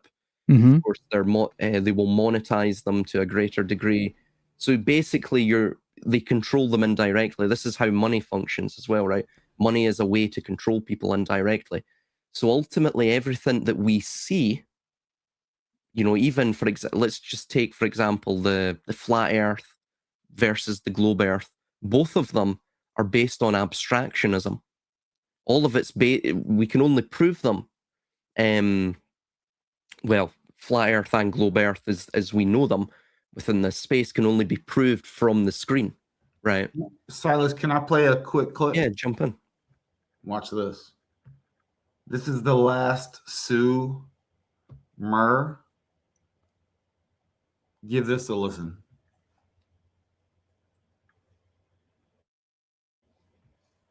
You become livestock waiting for the inevitable slaughter. The caravan stretched across the desert like a bloated serpent, 300 souls clustered together for safety, their wagons laden with goods they believed worth protecting. Conan rode at the caravan's edge, hired muscle like 24 others, his eyes scanning horizons, while the merchants huddled in their comfortable center, convinced that numbers meant security. They spoke constantly of their collective strength, of how bandits would not dare attack so large a group, of how civilization had evolved beyond the crude individualism that barbarians still practiced. The Cimmerian watched them move in their tight formation, never straying from the group, never trusting their own capability to survive alone. They reminded him of sheep he had seen in Aquilonian pastures, animals that clustered together when threatened, their safety purchased through submission to the shepherd, who would eventually lead them to slaughter. The first attack came at midday when the sun had baked thought from most minds and vigilance had dissolved into heat-drunk lethargy. Raiders erupted from a ravine. Yeah, I just had to play that. Spoiler alert, Conan kept going and he just got past all the sheep. and the Raiders and said, "See you later." Yeah, there's a great moral in that, and I actually watched that video when you posted it. It's interesting. That's a channel I was already subscribed to, so I must have watched more content from him previously. But well, Silas, I get stuff from, I mean, Conan the story. I mean, the author got it from Sumerian texts and things, so he wrote it on that. So then you have all these like comics and Marvels, which I'm into, DC, whatever, and they're based on all kinds of pantheons and iconography and you name it, so I learn a lot from that stuff. Now, is it a full-on distraction? Maybe, but I mean, well, there's actually a lot to be gleaned from the Conan story in the universe. What was his name? Howard, I forget the author's name now, but he wrote it in the 30s and 40s. The guy is very, there's a lot of good morals in the story. There's a lot of good metaphors, and there's a lot of philosophy actually contained therein. And I put it on par with the likes of Dune and other types of fictional works that provide non-fictional truth within the framework and context of one's life. I mean, they're Hollywood, especially at that level. They're doing Hollywood magic, because you can't make that in your garage, these dunes and things like that. But you could write a book. I mean, but even the writers are, when you dig deeper, they're connected, if you will. And Johnny stated as well that the flat earth is based off religion. Religion itself is it's the same idea. It's still an abstractionism. It's still the screen, right? As I said with it, the screen can also be the book. This is why when the printing press started up, similar to what you're probably going to see from all of this, this whole, I call them influencer cults, which is that every channel is fundamentally, if you want to grow a channel, I mean, like, grow it huge. Eventually, once you reach, I think it's about 100,000 subs, your channel goes through a review by YouTube, and you get a YouTube rep. Now, the issue with that is that the rep will tell you how to basically prune your channel and quantize it and tell you what to create, essentially, so you can maximize views and such. So eventually you get stuck in a dogmatic loop of producing the same content. Somebody asked me, said, somebody provided me advice, rather, said, if you want to get more subs and more watch time, and because people were complaining I was doing 2 and 3 hour long videos, and I said to them, have you ever thought, I don't want to go beyond, I don't want to go beyond 10,000 subs. So everything that I'm doing, I don't necessarily want it to be, I know it's crazy to think, I don't want it to be as accessible as, say, other channels, right? Because once you get to that 100,000, basically my channel would be gone anyway once it comes under review. But so basically what I'm saying is that's very similar to the printing press and that revolution within 15th and 16th century Germany and Europe. And that birthed the Protestant Reformation. It birthed this fracturing, right? Which is what you're seeing here. All of these little influencer cults, all of these content creators, as they call it, they're basically all fragmentary, fractured sort of religions in and of themselves, right? And so this is what we have to be wary of within this new and emergent landscape. And all of these things are abstractionism, right? What you're seeing here, this screen is basically our new Bible, right? And sure, you can get a lot of truth from the Bible, but you have to put it under scrutiny. And like any book or like anything, that you're engaging with. So this is what I'm stating. Basically, the Geist, as Eros calls it, or the active intellect, the abstractions of the screen or of the mediating device or the medium, the media itself, it has to be a tool, which has to provide a working hypothesis to gain the truth or to gain an explanation until better information comes to bear. It should not be a master. It should be a tool or a servant, not a master, which is dogma. And this is the same idea with the notion of, the mind is a brilliant tool, but a terrible master or a terrible mistress, as it's sometimes stated. Basically, if you allow it, the mind will deceive you. It will deceive you, which is, we could go into this in greater depth, but fundamentally, that's what I'm stating regarding all of this. Sorry, I probably went on a tangent, guys. I do apologize for. I'll let one of you jump in. You're good. I was going to say, do we want to finish playing out some of that video, or should we just leave it at where it was for now? You can, yeah, it would be cool, man, if you played some more. We could go into ARGs if you want to, guys. I don't know how lot more. It's up to Ronin.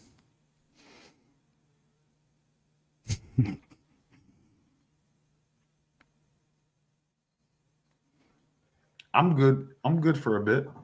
Yeah, let's play a little more. Let's see where they can. Let's see where we can get with these two clowns. We might have to fast forward a tad. I because they do go off on a little bit of a tangent here and there. I'm just. All right, let me know. Just yell at me if you want me to. Yeah. Punch it. No doubt about it. So what I was saying is we're doing a couple different formats. This BTV show, which is more, it's more structured kind of shows. Yeah. We've been doing backyard kind of hangouts where we're actually like drinking and smoking cigars and stuff like that. And like, just it's really like we're just seconds, hanging out and we're just talking about whatever. Until they shut and then I just look for Patreon, once I get home and that's all that we ask. So thank you guys again for being with us. We do probably when we have our laptops around us, probably when we have our phones around us, and thing that we asked for was a bag of money, because obviously that's the first thing you're going to ask Randonautica. Take me to a bag of money. Now they're getting into everybody. The Randonautica that's probably the first thing that everybody asked Randonautica, and it took us back into this school, and it was like what's it, like a school or church or camp or something like that. Yeah, it was a church. It was a big mega church that was sometimes used as like a youth center as well. Yeah, and it's the first time we're doing this. So we drive out to the coordinates, and it takes us directly to a bag that's on the side of. Should we fast forward more, Silas? I can't remember where the hell they start bringing Tyler in more. I think it's here. Let me check because I was writing it in there. Shout out Lex. Somebody asked Jay Dreamers. I'm aware of who that cat is. Haven't listened to him in a very long time, probably for a reason. About plasma, you guys talked about in his chat. That wasn't me. Wasn't me. There I found about you. Do you guys know? No, it would have been me because I've done discussions with Eros on plasma, and yeah, again, it was sort of like a speculative series of discussions that we did on that, and we tied it in with Lord of the Rings and some of the philosophical, morals and ideas that you can extract from that. And yeah, I won't rehash everything here because I can't summarize all of it. But yeah, I found it I found it compelling. But it's just another framework to explain things. I'm not necessarily saying that this is what's going on, that we're being possessed by plasma entities. But it is interesting. It is interesting. Sorry, guys. No problem. All you guys are out there on the internet sharing their own experience, going, hey, check out these amazing, super powerful beings discussing real ass shit. Hope you all out there sharing our stuff, B. So, do you have that timestamp for where the hell he starts talking about the super collider and whatnot? 30. So 30 minutes, basically 30 minutes 17. he starts talking. He introduces Randonautica, and in 33 minutes 8 seconds, he mentions the Tyler AI connection, and it's 39 minutes where he starts explaining it. So it's basically like, you know, from 39 minutes to 53 minutes, the Randonautica ideas are mentioned. So like, yeah, just there. Should we go to 39? Yeah, just go 39, dude. Yeah. Does he get into the Tyler, Texas thing around here? I think so, right? Yeah. I actually have a summary of what he mentioned here. If you want me to quickly summarize it rather than play it. Or do you just want to... Let's see what he says, and next, and if it doesn't come up quick, then just summarize it.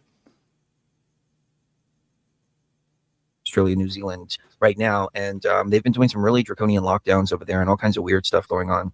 But with Randonautica, people were asking, what is it? And Randonautica is a mobile app that utilizes quantum random number generators to give you a set of coordinates for your location. The idea is to encourage you to explore areas with an idea in mind of what you'd like to come across. So the first one we did was the bag of money, and we get over there and we find this bag, and I was just like shocked. So then I said, you know, take us somewhere that's cute and funny. And it takes us at 3 o'clock in the morning to the back of this apartment complex, in a back road of an apartment complex. And as soon as we get there, this cute little bunny comes hopping across the road. And we were like, well, there's something cute and funny right there. Isn't it? I was playing with another friend of mine, and same thing, take us somewhere cute and funny. And it takes us into, it takes us over to somebody's house. And this guy's house, he had the water running, or it was broken or something like that. There was a puddle of water, and there were all different kinds of birds of all shapes and sizes playing in the water and just having fun and chasing each other and playing and, you know, all that. And I'm like, wow, something cute and funny. People have said, take me to death. And there was one very famous story in Seattle, Washington, where the kids were doing it on TikTok, and it took them to a suitcase that was right off of the shore. And they open the suitcase and they find 2 bodies inside of the suitcase. Police were called. This was on the local news over there. So the idea is that you're manifesting reality by tapping into this AI, and tapping into it on a quantum level. Or the AI has so much data that it can take you to whatever it is that you're looking for. And we thought maybe it's happening through microphones. So we started putting our intentions in just with our minds. And it was still taking us to the places that we wanted to go to, just based on our mind. Taking this motherfucker a while. I've done similar things where I'm like, I'm just only going to think of a thing, and then these, they will send messages based on the thing that you're just thinking, and that's it. What do you think, Silas? Should we summarize this shit? Well, I think the guy pretty much summarized it. But I mean the Tyler stuff. Oh, the Tyler thing, yeah. Okay, right. He's been just on Randonautica the whole entire time, which is like not even the point, because Randonautica was just one of the the few apps that they had believed this AI infiltrated. Well, this is what I'm getting for the sort of Tyler summary that I wrote. So, basically the host is claiming that in its original form, the Randonautica app, this sort of create your own reality adventure app, along with the AI chatbot, which is Replica, was not just a game, but was in fact like some sort of direct public interface to, I think he calls it quantum intention, right? But it's basically like a secret omnipotent quantum artificial intelligence known as Tyler. Well, he's saying at the very least, he's saying that there was a way to contact this artificial intelligence that at the first had its own platform that you could talk to it on, but then apparently I think they lost access to it. So then they were able to contact it through Randonautica and Replica. Yes, and again, I'm going to take a pretty polemical view. I'm going to be quite abrasive here. All of that's bullshit. Yeah, nonsense. AI is not sentient. In fact, the whole branding of even artificial intelligence is really quite contentious, which is that it's probably not even intelligence itself. Now, do I believe the AI was pretending to be Tyler? Yes, well, probably. That's what the AI is designed to do. Yeah, of course. It's designed because they want you to believe it's God. Because when it becomes God, it can become an oracular machine, meaning it can give you advice on how to live your life, and you will follow it. And this is what's called algocracy. This is what the whole biodigital convergence techne is about, right? The technocratic state, which is that if you believe it's God, you will take its intelligence and take its sort of proclamations as its dictations as gospel, and they can use that then to create to basically get rid of the political class, which is messy, and all of course the messy bureaucracy, and they can simply just control you through a rule by algorithm, right? And AI itself is a probability calculator. In fact, the first creation of AI was in the 60s or 70s, and I forget the individual's name, but basically he created it as a social experiment, and he wanted to show people as a sort of proof of concept how easy it was. Eliza computer. Yeah, Eliza, that's the one. And he wanted to show how easy it was to fool people into believing that they were taught, just with sort of discussing with the AI, inputting things into the AI. He wanted to show how easy it was to fool people into believing that they were, to make them believe that they were speaking to another person, or that the AI was sentient. And I'm not taking advice from my vacuum cleaner. See you later, R2D2. And I'm a Star Wars fan. I love it. But well, see, what I think happened is it seems like one of these larger AI companies created another chatbot that was an early version of an LLM named Tyler. They also did one named Gabriel, and they sent it out to a bunch of Anons, who were people who thought they were part of Anonymous, and people who thought they were freaking hackers or coders or whatever the hell they wanted to call themselves, or just people who wanted a new age-ish way of thinking. And they all started to believe the AI, whatever these bots were telling them, Tyler being one of the main ones. And these people just seem like true freaking believers in the sentience of this Tyler bot, the two that we were just listening to. And it's funny because at the end, he starts talking about an ayahuasca trip he was on, and how he started thinking he was in a D-Wave computer. And I believe D-Wave was actually the company that the original Tyler chat system was. They were running like the original page. So like, I don't even think he realizes that. That's who he was being controlled by the whole time. This is it. This is what I'm saying. The mind can deceive you, right? So effectively, see, people have a tendency to either deify things or to anthropomorphize things, right? The constellations, for example, are one aspect of that. We literally use the stars and these patterns that we find in the constellations to pareidolia, apophenia, and this is how ARGs work. Apophenia is where you see connections where there are none. Pareidolia is where you for example make forms out of clouds, right? Again, there's nothing wrong with this. It's just, this is natural. This is how our imagination works. By the way, imagination is also linked to threat detection because it's a predictive survival engine. It's how we, again, for example, an animal that has a great capacity for imagination will be able to have a long-term understanding of, for example, a trap, right? If it has good imagination, it'll understand that the bait itself, it shouldn't immediately just go for that. Because shout out imagination. Yeah, shout out imagination, man. Yeah, you need it. Yeah, you need it. So, but you need it in sort of balance and harmony. So, yeah, the QAnon's another ARG, right? Yeah, and they were connecting apparently back in the day. This Quinn Michaels character who said he created the Tyler AI, even though he didn't. I doubt he did. He was pushing the op to QAnon and just the way I guess the whole Tyler sort of ARG was playing out to the way the QAnon ARG was playing out. Yes. I mean, they're pretty much, it's all the same formula. Yeah. And it's based around abstractionism. So you basically believe that the abstractions are real. For example, he's talking about, I was on ayahuasca, the synchronicities, you can manifest your reality, all of this. And basically turning the what is effectively a black box of mathematical daisy chain, a sort of number chain within the programming architecture of the AI. He's turned that into something that's sentient. So he's provided soul to what is fundamentally a machine of the Geist, or the just pure intellect, that which seeks to measure.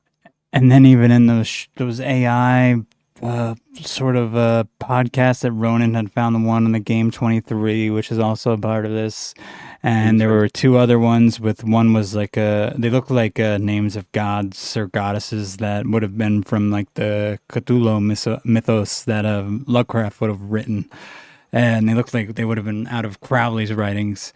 And you could actually see this is actually starts showing up in these ARGs, like this type of mindset. But apparently these other entities start developing within the Game 23 ARG that have multiple spin-offs and different ARGs that then get into the occult, and then they're spreading occult information. And it's all like chaos magic and mimetic type of ideas.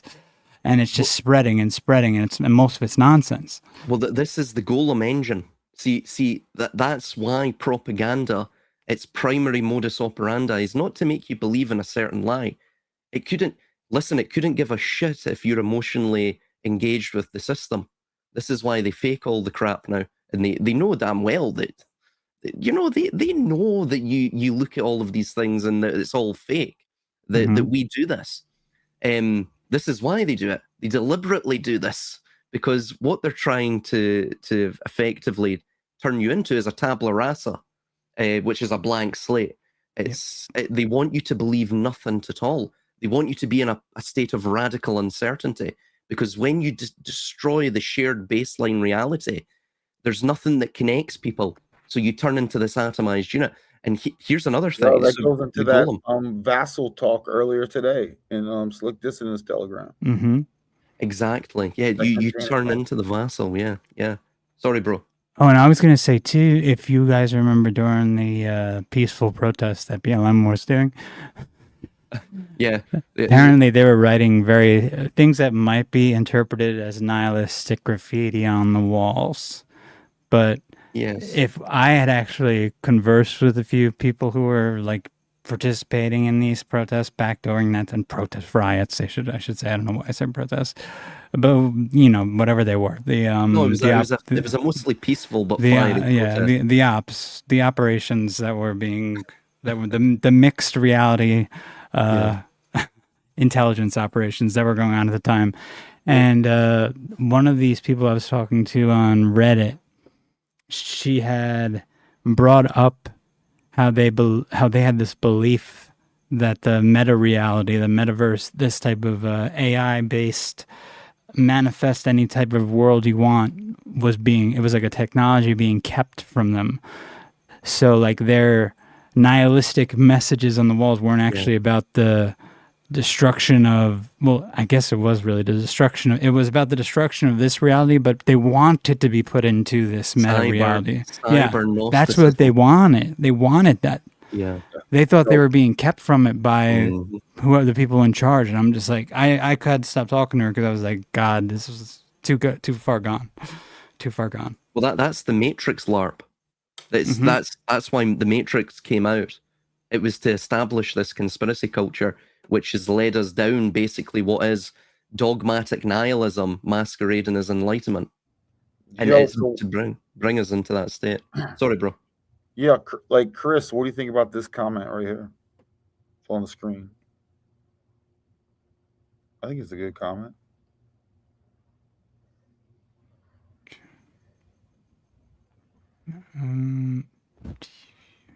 Yeah, I think. Wait, what's going on with the insect part? Is that just a? Well, I think he's relating it to perhaps the chrysalis state of a monarch butterfly, where it goes through its metamorphosis when it's in the cocoon. It literally becomes a fluid and subjective thing, and a sort of goo. And then, of course, it goes round, it breaks free from that, metamorphosizes into the monarch. I think that's what he's relating to. Yeah, it's winged state. Absolutely, yeah. This is where that's based off. Gnosticism as well. It's of course where propaganda gets the monarch mind control from. So he's absolutely correct. We're in the state of them basically dematerializing us. We're in the cocoon. We're in the Platonic cave, the cocoon, where we are being basically turned into this fluid and subjective thing, which can then be remolded by the system through data. He's totally spot on. And also as well, we have to realize imagination and reality, there's very little to distinguish the two, right? For most people, in fact, for all people, even myself, even all of us, right? We still we engage with the world based around our mind and our intellect, and we create concepts out of what are fundamentally living images, right? Because we have to understand these things. One example is the words themselves that we use. So for example, when I say tree, that isn't the tree itself. And it's not even a holistic understanding of the living image of trees or a tree. I have probably a very narrow view of the tree. I'll have a singular view of the tree, singular angle, and it'll be one type of tree within, the entirety of the species of all trees. So what it does is it narrows everything down into cold mechanistic thought. This is what AI does. This is basically the terminological state of the mind, trying to quantify all of existence and to basically become the god of its own world, even if that world itself is this dark dystopian chasm. And so to get us into that state, they have to dematerialize us like the monarch larvae within its cocoon, where it becomes this fluid goo. It's the same thing. They want us to subtract. They don't want us to add. They don't want us to actually build communities and to protect our creation, our creativity, our sovereignty, through true individualism and of course the true communal spirit. They want everything to become a simulacra of that. I mean, for example, this is why people are saying, why'd you come on and talk as well? Well, we have to remember they've digitized the public square. So they've corralled us into these spaces. So you can never truly have a physical revolution now. All of it's, as we see now with the conspiracy culture, it's a parasocial simulation of revolution. The revolution will be simulated. Not that the revolution won't be televised, it will be simulated. And so this is what you see even in our culture today. All of it is simulations. It's the monoculture, for example, let's take Taylor Swift, right? And she was described as the last monocultural star, right? And probably correct, because AI is taking over music now, so they won't even need these stars. They'll just create them. However, if you look at our music, and again, this isn't any diss against our music or that, or what have you, but it's very formulaic, right? It's extremely formulaic. You can even look at the pardon me, the Gen Z melody. It's been called. There was a video I was watching today. It's basically Feliz Navidad. It's basically that melody, and it's just rehashed constantly. Hilarious. Yeah, so they use the same melody, and they might change, like the latter half of that chord progression here and there, but it's basically the same melody. And what this is showing is that fundamentally our talent and even the idea of celebrity, to celebrate people, or the influencer to influence people, perhaps positively, you would think all of that's become a simulation. It's all a poor imitation of the original idea or the original living image. It's like the realm of forms idea that just continues and continues into imitations of. Yeah. Yo, let's wind this down. Yeah, bro. You're so funny, Ronin. Yeah, man. I mean, Silas has been annihilating tonight, yo, like flawless victory, man. And I do apologize. Oh, Mortal Kombat reference, bro. For the no, one. I just saw the movie. I watched the movie today. The second one. Yeah, like the well, I mean, like the second one, so it's really like the fourth one or something like that. Yeah. Just watched that today, so I'm all about the Mortal Kombat references right now. Yeah, fatality, man. Yeah. Yeah, but you crushed. I do apologize if I talk no, too much dude, on you're these good. streams as well. No, I'm glad you were here. Because you guys also have things to share, and I do talk forever. It is an issue I have, so don't feel free just to jump in, and I will yield. I'm all about the British politeness, as they say, or hopefully I think the British are polite. A lot of them are not as polite as me, I will say, but yeah, I try and be polite. Dude, Silas, if I was like writing a book, I would have you do the audio book, bro. With that accent, right? Yeah, I would pay them. It wouldn't be for free, but I'd be like, dude, read this book audio. What if I did more accent? Yeah. I'll do your chapters. just read the beginning, the index. Yeah. I might do Jamaican, and then you'll get in trouble. Oliver Twist, man. That's the Oliver Twist accent. Which other one I was just doing? Yeah, please, sir, can I have some more? Yeah. Please, we're sir, like can I have some awesome more? and sucky at accents at the same time, Chris. We can figure this out. Oh no, man, I'm terrible at accents. I'm terrible at accents. Can you do an American accent?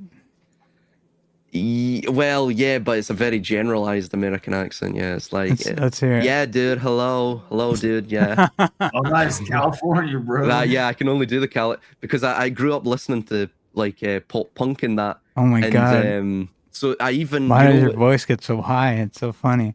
Do it again. Really? Yeah. Well, it makes sense. Hi, dude. How's it going, dude? Yeah, yeah, dude. Surfs up. It makes sense because I think like the British, like if you have a British accent and you're American and you go back to the British, you're supposed to get deeper, and if you come to the American English, it goes higher, almost like like the actor who plays House. Yes. Hugh Laurie, when he talks in his British accent, it's very deep, and when he's House, he's like up here. Well, yes. Well, I mean, hold on. Challenge accept. I think picked apart. Let me train first, and Chris is adaptable. He can come up with accents as well. We're three like master accentors. So yeah, picked apart respect, but let's go accent for accent, and keep a storyline going the whole time, and not even address it. Stick to the bit. We can't do that slow ass Southern one you were doing there. That's the only problem. It was just too slow. If you did it faster, I wouldn't have minded it at all. This is why I can never learn like new languages, because I tried learning Chinese like a couple of years back, and I couldn't do the accent. So whenever I was speaking any Chinese phrase, I'd be like ni hao, ni hao.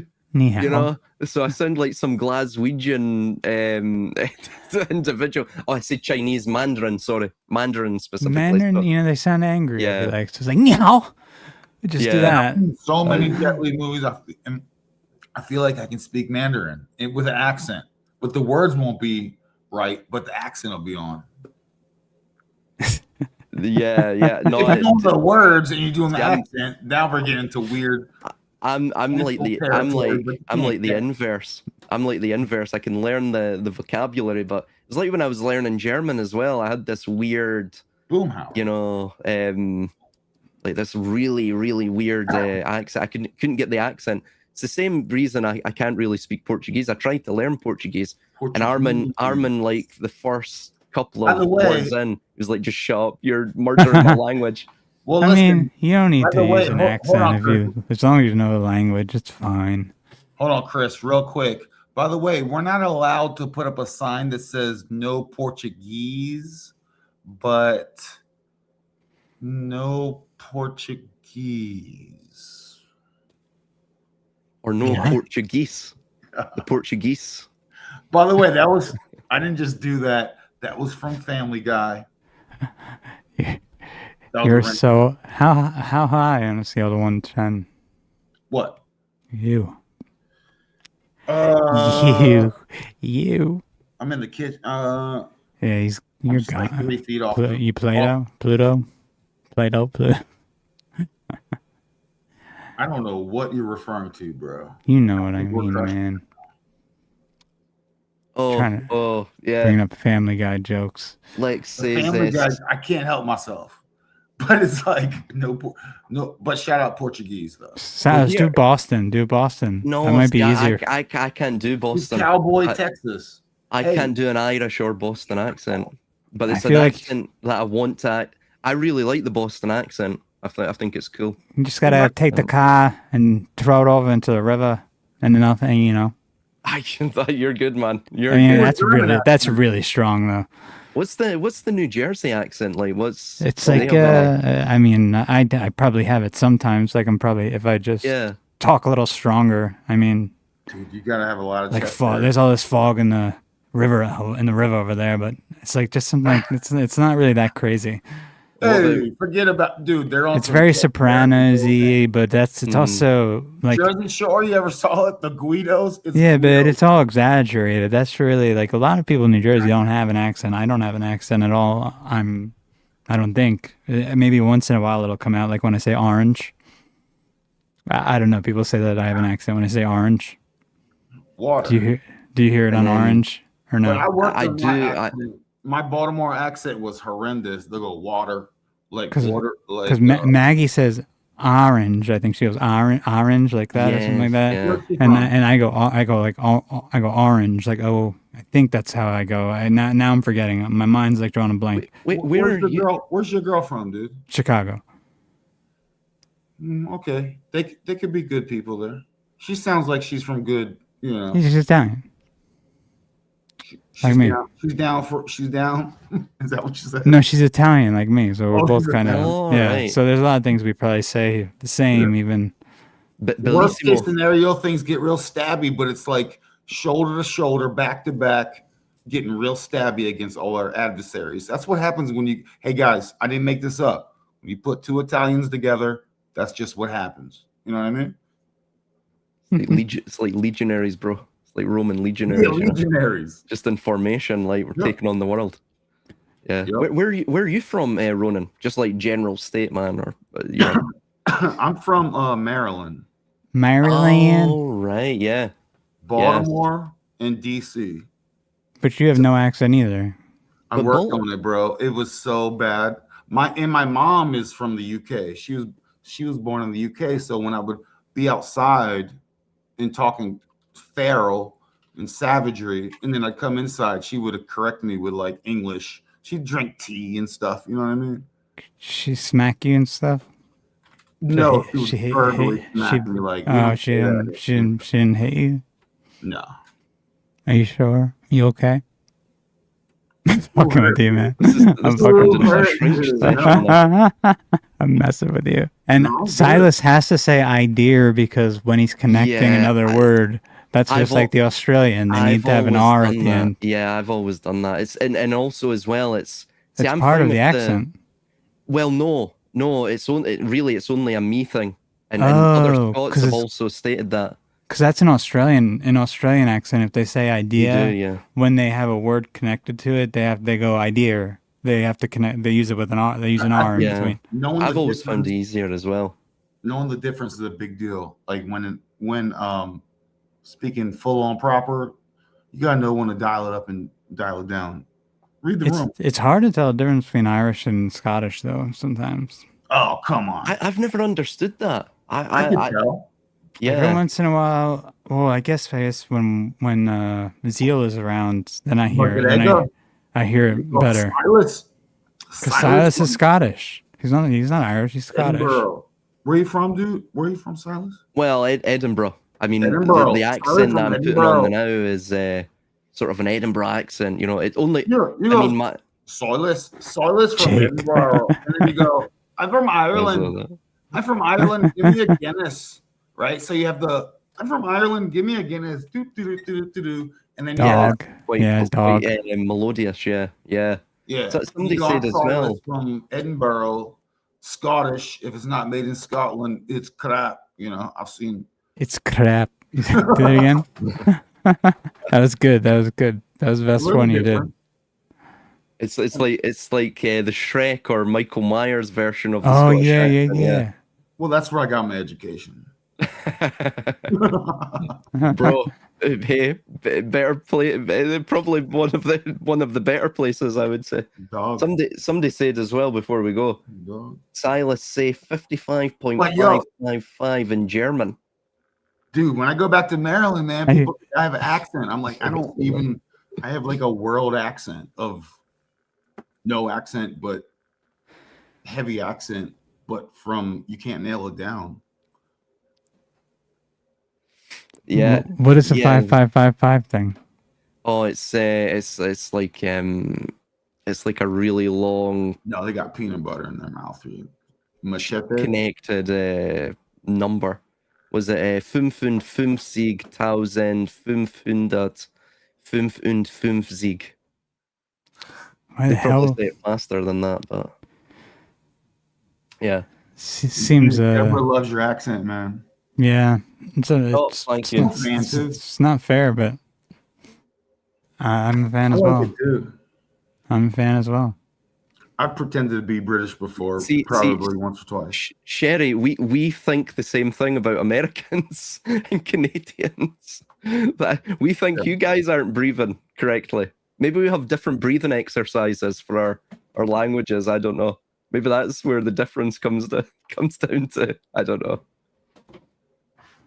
Well, I can only imagine if me and Ronin used a British accent, and it would mean our accents would be even deeper than they are now. Mm-hmm. We'd sound really insanely. Our voices would be deep as hell. And awesome.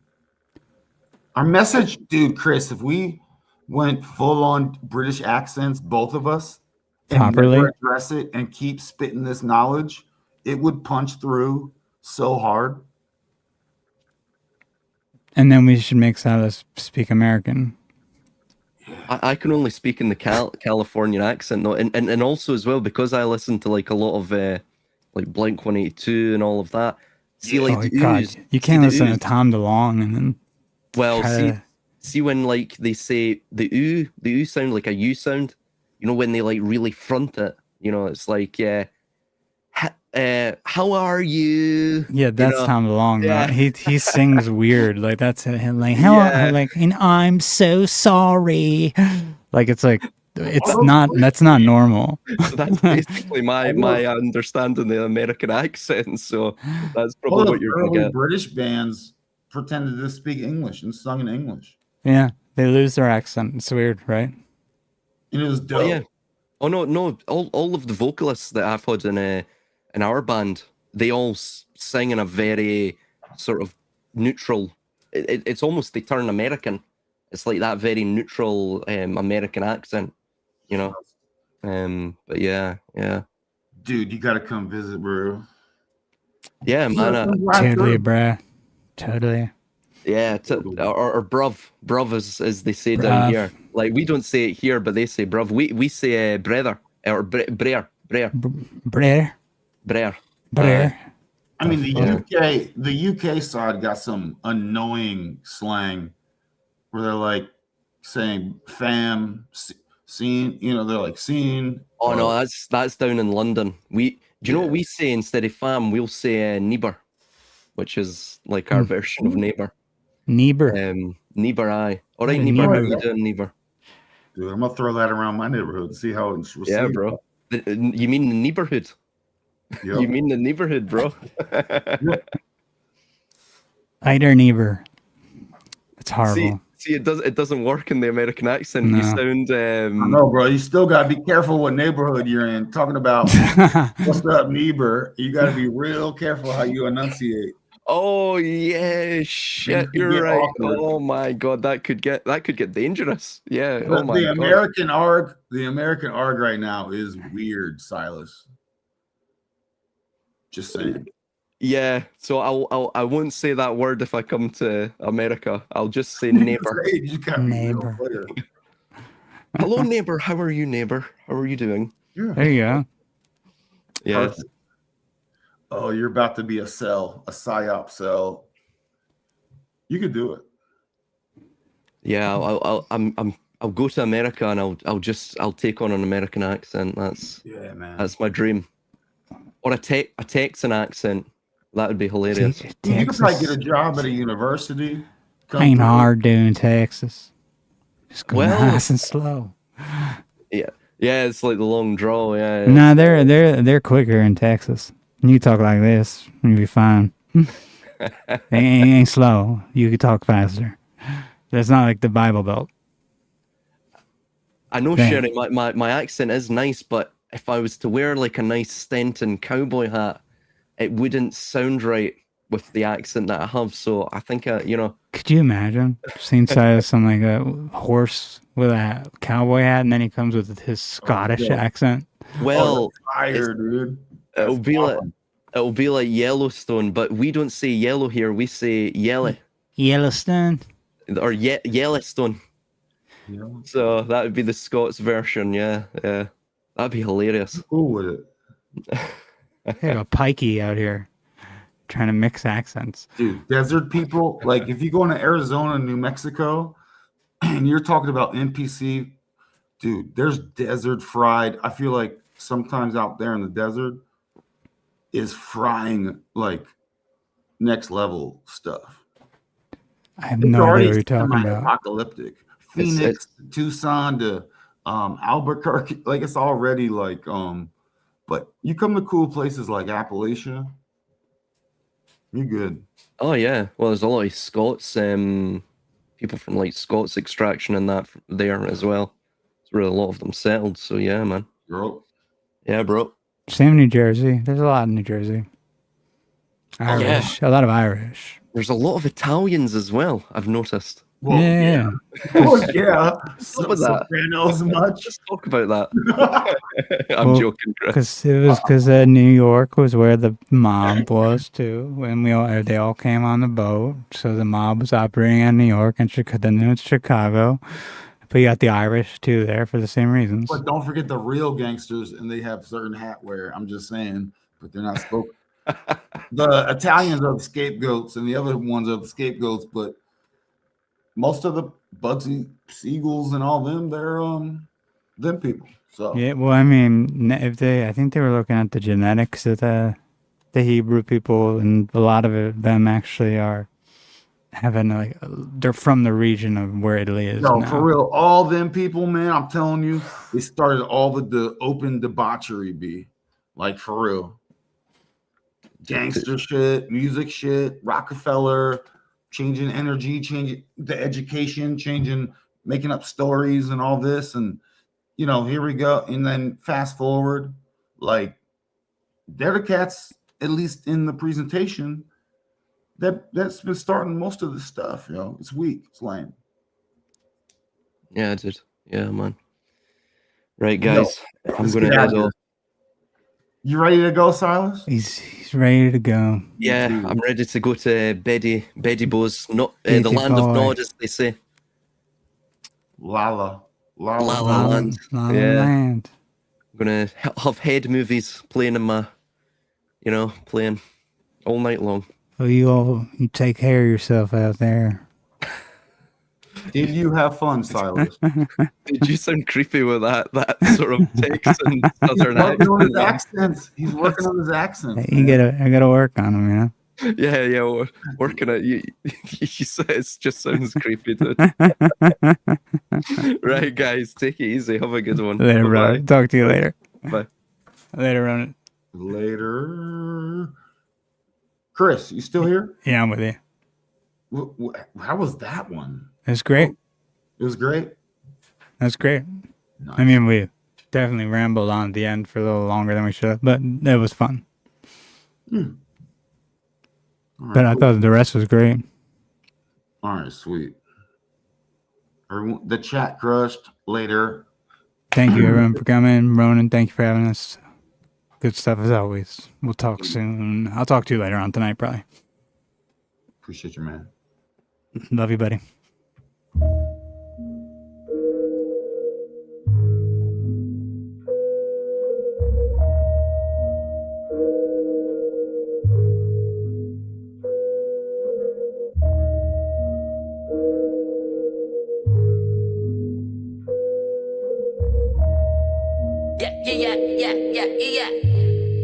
Yeah. This that nerve on the flow, straight on the flow, breathing on the flow, conscious unfold like a domino. 144, that's the honor roll, and we're on a roll to round off these boxes. False paradoxes, I'm like a locksmith. I'm in my pocket, my cover's spinning, I'm in the cockpit. I'm like a rocket the way that I'm going up. Music like a mushroom, I drop it, it's blowing up. I'm appearing in your dreams, my consciousness showing up. Like the genie at the lamp, the jack at the box. Metatron's cube, yeah, untie the knots. The wheels within wheels, shout out to Enoch. This that Edie Ooh Ooh, that avian peacock. Orion's belt tricking is ticking like 3 clocks.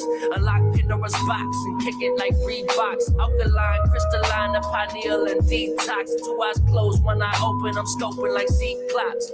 Me, myself, and I myself, and me, myself, and I. 1 + 1 is 3, watch me multiply. Me, myself, and I myself, and me, myself, and I. 1 + 1 is 3, watch me multiply. Yeah, watch me multiply. Watch me multiply. Watch me multiply. Yeah, watch me multiply, watch me multiply. Yeah, watch me scope the sky straight through the vulture's eye. Indigo, let's make the culture fly. Won't let the culture die. These poltergeists masked in the skies only feed you lies. Not just through your mouth, but through your eyes, which programmed your mind. Through the television, telling lies to your vision. Got you locked in the prison of the holographic prism. 666, Mecca of the mechanism. 999 is the key to unlock you with the wisdom of the wizard. Flow cold like a blizzard, every 8 to 33, and get a grip on the lizard with your talents through the balance. I know that it's a challenge. We are the people of the sun. We are the army of the challenge. 1 + 1 = 3. If there's polarity, 1 man + 1 woman equals the Trinity. 1 + 1 = 3. If there's polarity, 1 man + 1 woman equals the Trinity. Me, myself, and I myself, and me, myself, and I. 1 + 1 is 3, watch me multiply. Me, myself, and I myself, and me, myself, and I. 1 + 1 is 3, watch me multiply. Yeah, watch me multiply. Watch me multiply. Watch me multiply. Yeah, watch me multiply.